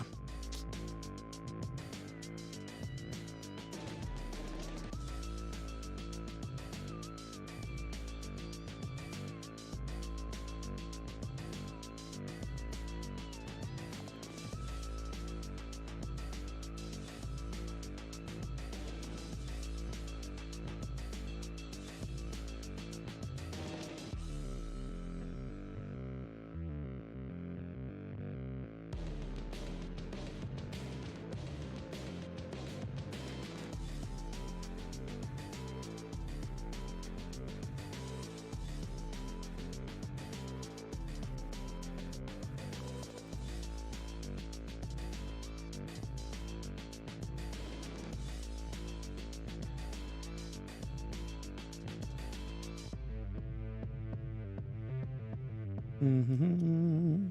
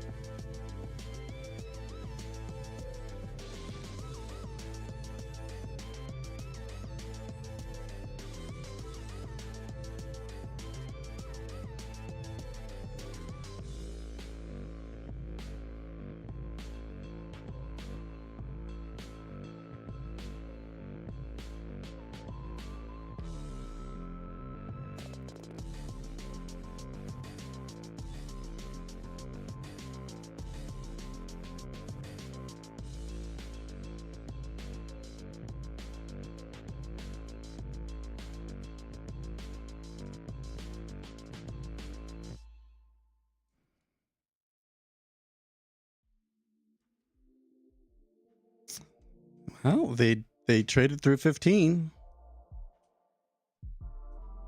Looks like maybe they want to fill in that little hole at 15 a little bit, huh?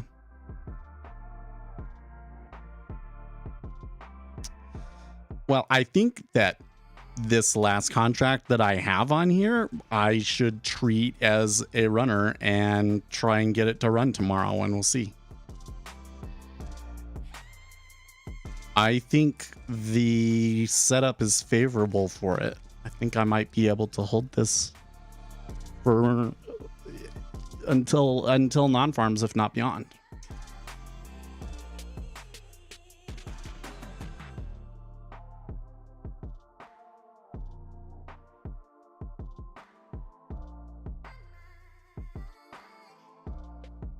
My average position is not that awesome though. Like I might find myself managing it a little bit tomorrow too.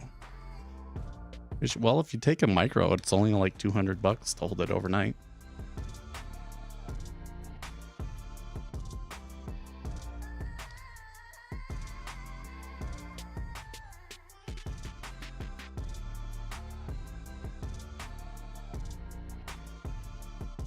Oh, cool. New jigsaw release.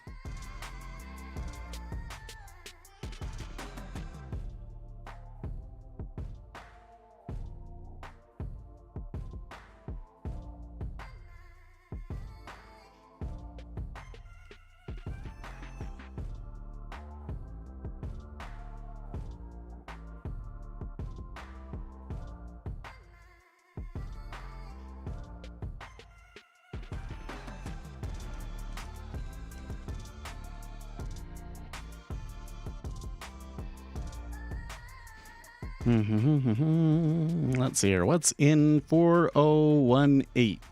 Improved integration with Tradovate. Compatibility with 811. Improved IB integration. Fixed account numbers couldn't be fully visible in the trade window drop down. Tradovate multiple disconnects. Oh wow, lots of bugs.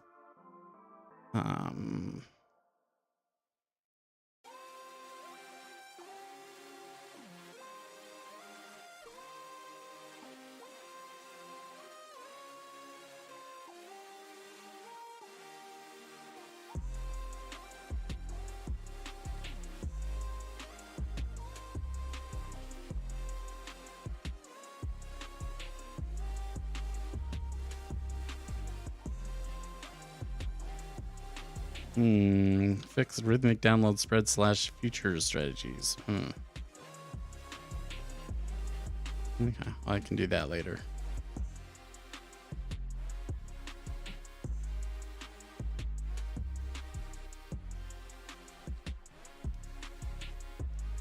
I'm seeing all this stuff on Twitter. People kind of like yapping about Trump getting arrested, but it doesn't sound to me like it's going to be a public arrest, that he will go to court.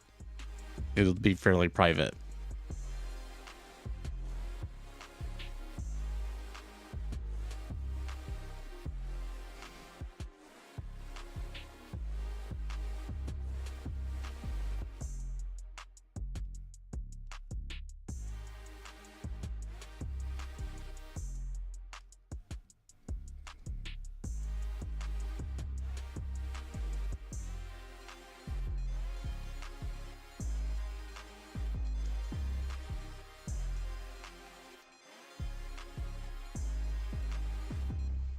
April is Financial Literacy Month in the United States?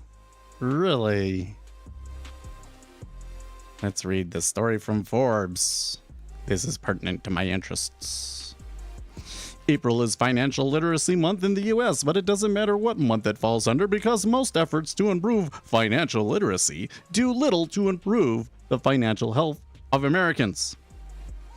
So, Forbes hot take: financial education isn't the answer. Conventional wisdom holds that Americans' level of financial literacy is low and that therefore we need more financial education. There are problems with that wisdom. Problem number one, financial education isn't effective. Martha Menard of Ember Labs found that one-size-fits-all financial education has little to no effect on changing real-world financial behaviors. A meta-analysis of more than 200 studies found that educational interventions explained only 0.1% of the financial behaviors studied. Problem number two, financial illiteracy may be better than literacy. In a study titled The Pleasant Yield of Financial Illiteracy, University of Colorado professor Joseph Bonaparte found financial illiterates were aware of their lack of financial knowledge and thus bear less financial risk, allocate less money to risky assets, and are constructively less overconfident. Collectively, financially illiterate households adopt a portfolio choice strategy that is fully rational.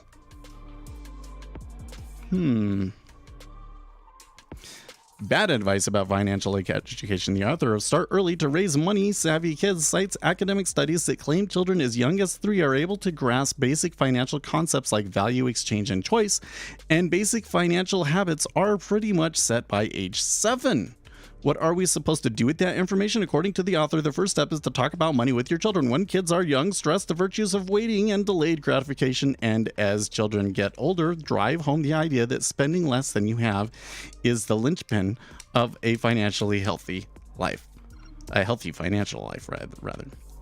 This advice would be more compelling if the author offered evidence to prove that stressing the virtues of delayed gratification and driving home the idea of spending less than you have actually produced positive results when kids became adults, especially in light of a study that found high school students who took a financial education course a few years earlier didn't have better financial behaviors and were no more savings oriented than students who had not taken the course. I would contend that parents that demonstrate delayed gratification and that spend less than they have a more positive effect on their children's subsequent financial behavior than those that just stress the virtues and drive home the idea. How much do we spend on financial education? The CFPB complained recently that financial institutions spend $17 billion on marketing, but just $671 million, about $2 per American, on financial education. That was spurious, not to mention ridiculous argument, because who's to say that financial institution marketing isn't educational if a bank's marketing efforts inform consumers about their choices and how to choose products and providers? Couldn't that be considered financial education? The CFPB should have complained about government programs like the one that spent $500 million, roughly $24 per child between the ages of 0 and 5, to help kids sit still in kindergarten. Fixing the flaws with financial education. Much of today's financial education falls short because it's not contextual, i.e. it isn't provided when decisions are made, behavioral. It's oriented towards increasing literacy, and measurable. It doesn't focus on financial outcomes. As Lauren Willis of the Loyola Law School argued in her study against financial literacy education, the search for effective financial literacy education should be replaced by a search for policies more conducive to good financial outcomes. Americans need more than just new policies. They need technology-based tools, mobile apps that helps consumers automatically save, manage subscriptions, and build their credit score timely through bill payments, just to name a few tools, can improve consumers' financial health and performance. FinLocker, for example, helps aspiring homeowners monitor and improve their credit health and establish and attract savings goals. It's education by doing, not just telling. FinLocker, I'll have to look that up. I've never heard of that before.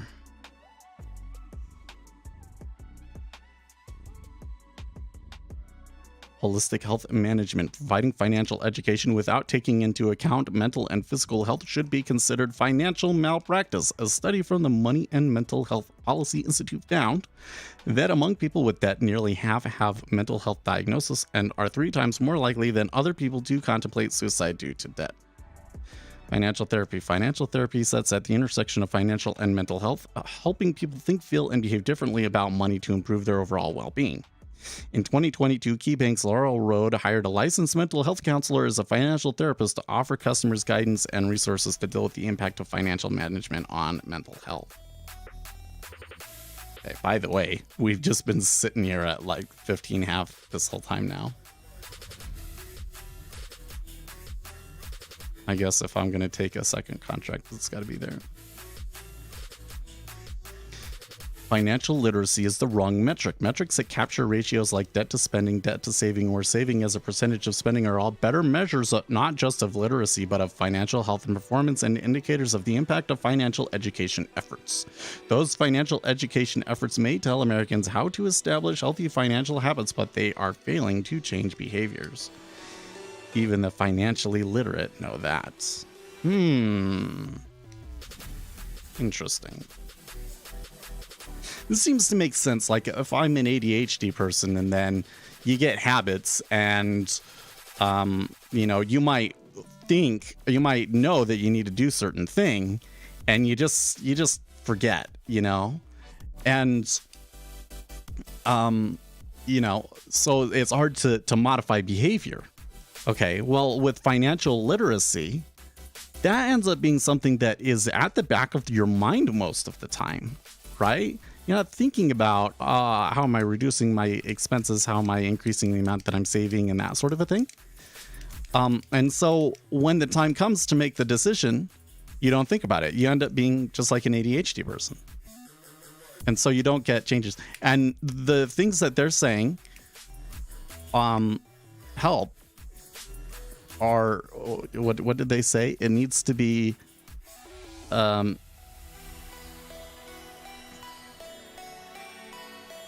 where was it?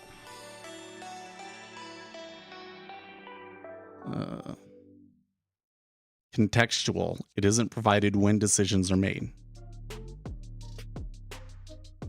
So we need to get to the point at where decisions are made and reminding them what are the principles.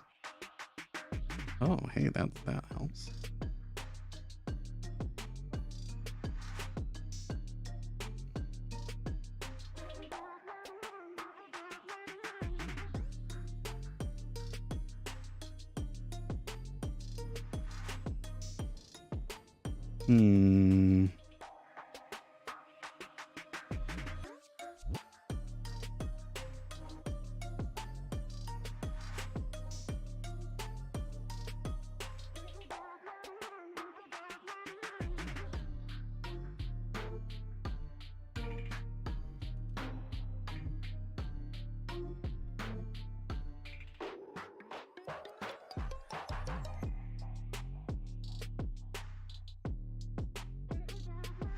Cool.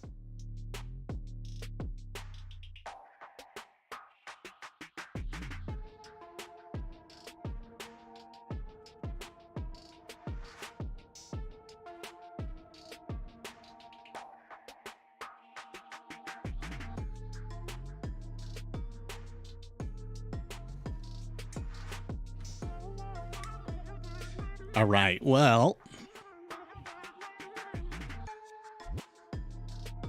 oh, we still got 15 minutes left. I'm going to think about that article a lot.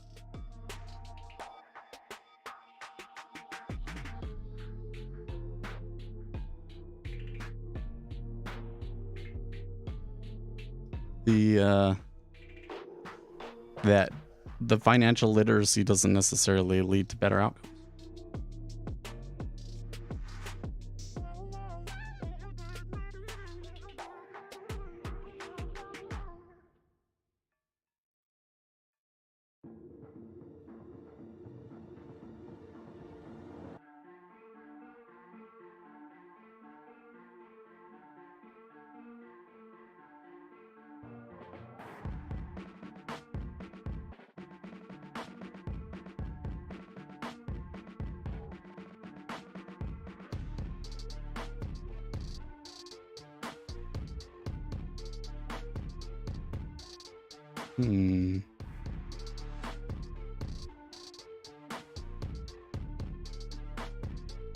Falling out here.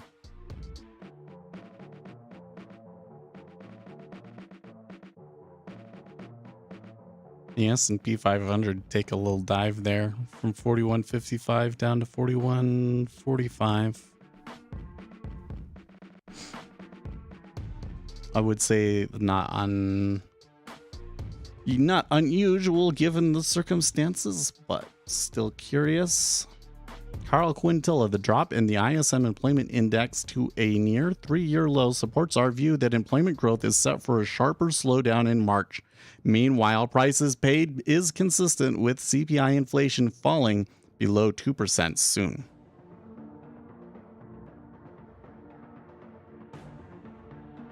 See, that's a big deal.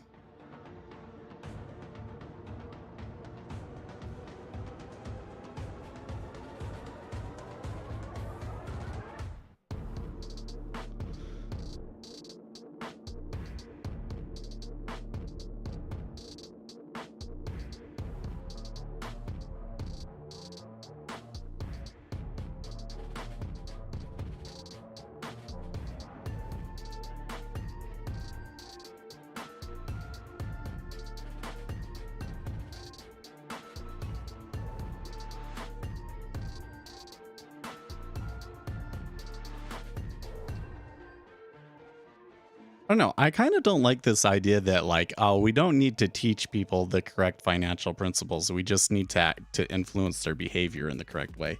It's kind of like, I don't think that that'll ever work because you have too many interests out there trying to get your money, you know?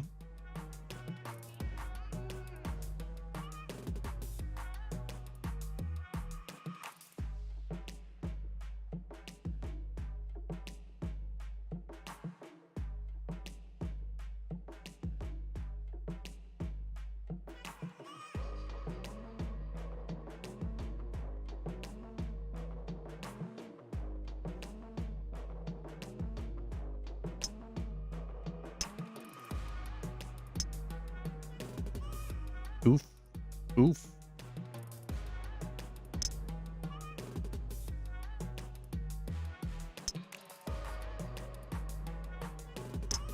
MIT Open Courseware is a good one. I think the thing is like you have to teach people and then they have to like immediately put it into practice, right?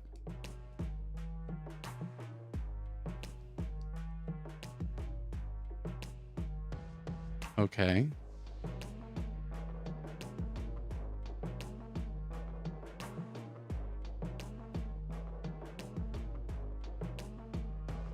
Running away from me.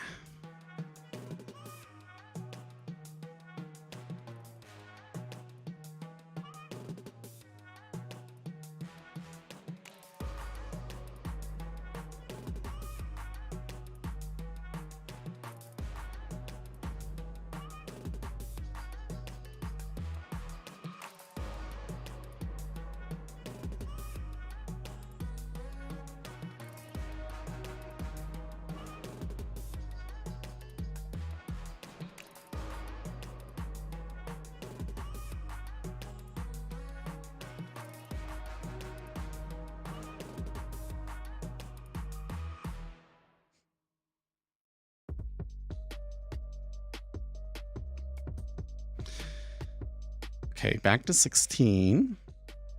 I guess I'll reset it here. Booze are falling harder. This could be interesting. Looking at the hourly, I think we're in for a second leg. Oh, you might be right. Something is definitely happening in the E-mini, right? I could totally see them making like the knee-jerk reaction like, oh, this is good, but then realizing actually for equities this isn't necessarily good. So it's a buy bonds, sell equities sort of event. Maybe that would make a lot of sense to me. Oh my gosh.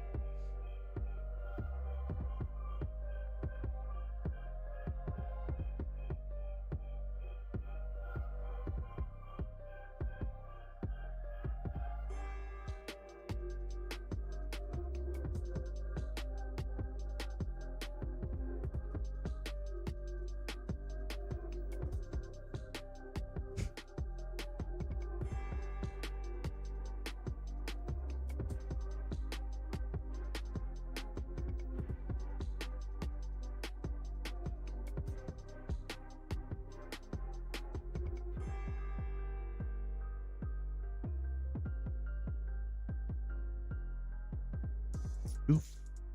Oof.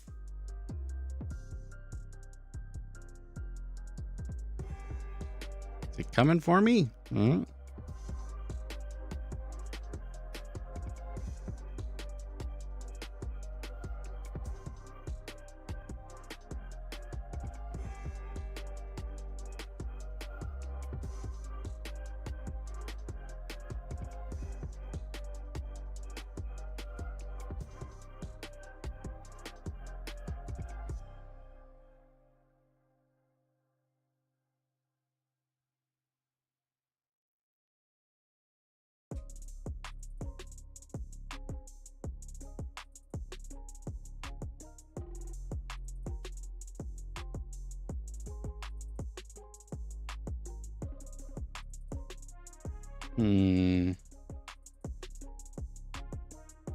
Kind of curious movement around here in the treasury. I don't know, Octavius. I don't know if it's this is kind of looking more like a market maker shifting things around and creating a little bit of noise, and not somebody gearing up for another leg, you know? It's a little odd, the sharp decline in the S&P 500 here, though.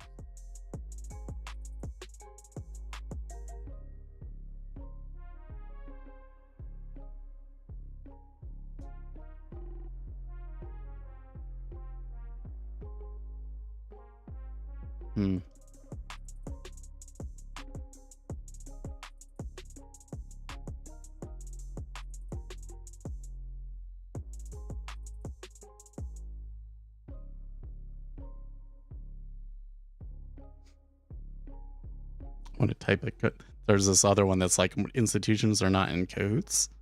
I was like, well, they're not, but they don't have to be conspiring directly, right?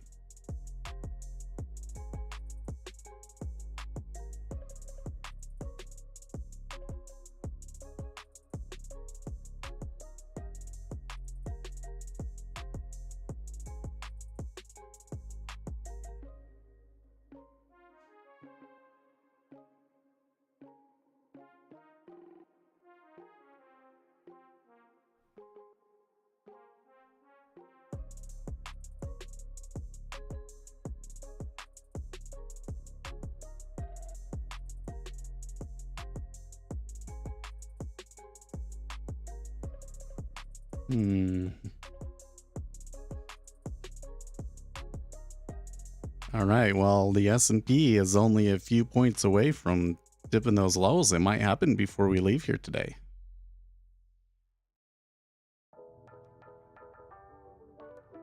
That's I wish I had thought about that one, but that was a really strong missed opportunity to go short in the S&P 500. If you'd come in and said, well, definitely that should mean rates go down, but that's not necessarily good for the rest of the economy. That could hurt earnings, right? Then you could have identified that as a good opportunity to go short against the meta order, because I think there's a very high probability that we get below the regular session low, right? I'm very high at this point, because the inverse sine law is definitely happening here. I think that it's probably been long enough for the liquidity to be okay, but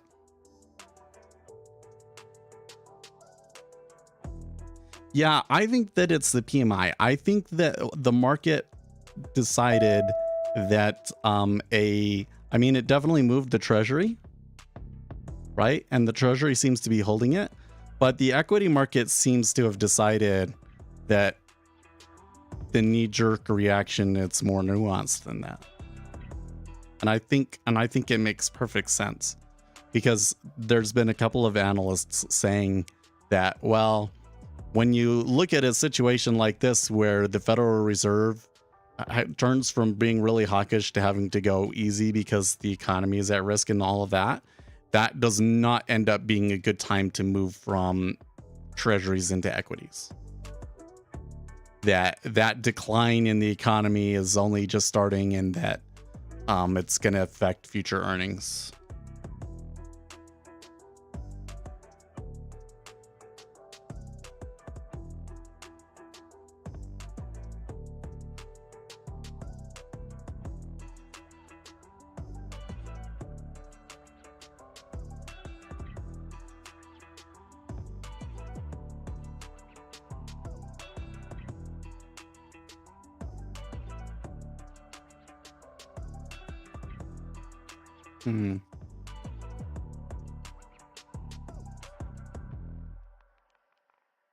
They never touched my 14 though.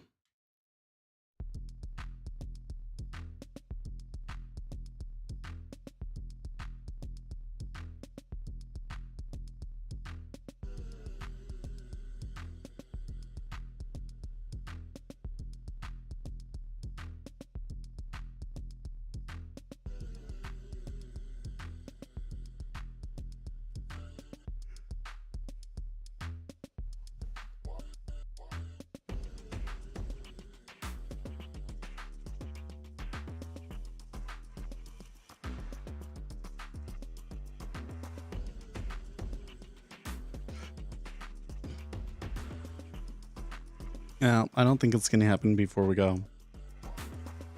I think, Octavius talking about his second leg. Let's see what happens when the European market closes, right? Because the Europeans are still looking hawkish right now. So that I think would give us reason to expect flows to be significantly different after the London close, right? So I'll leave you guys with that.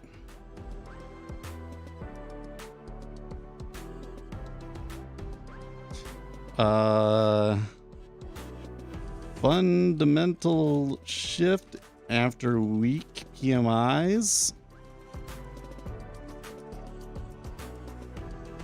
Seems like it to me. Let's catch you guys tomorrow. Hopefully we start getting some good trades out of this. In the meantime, stay excellent, team.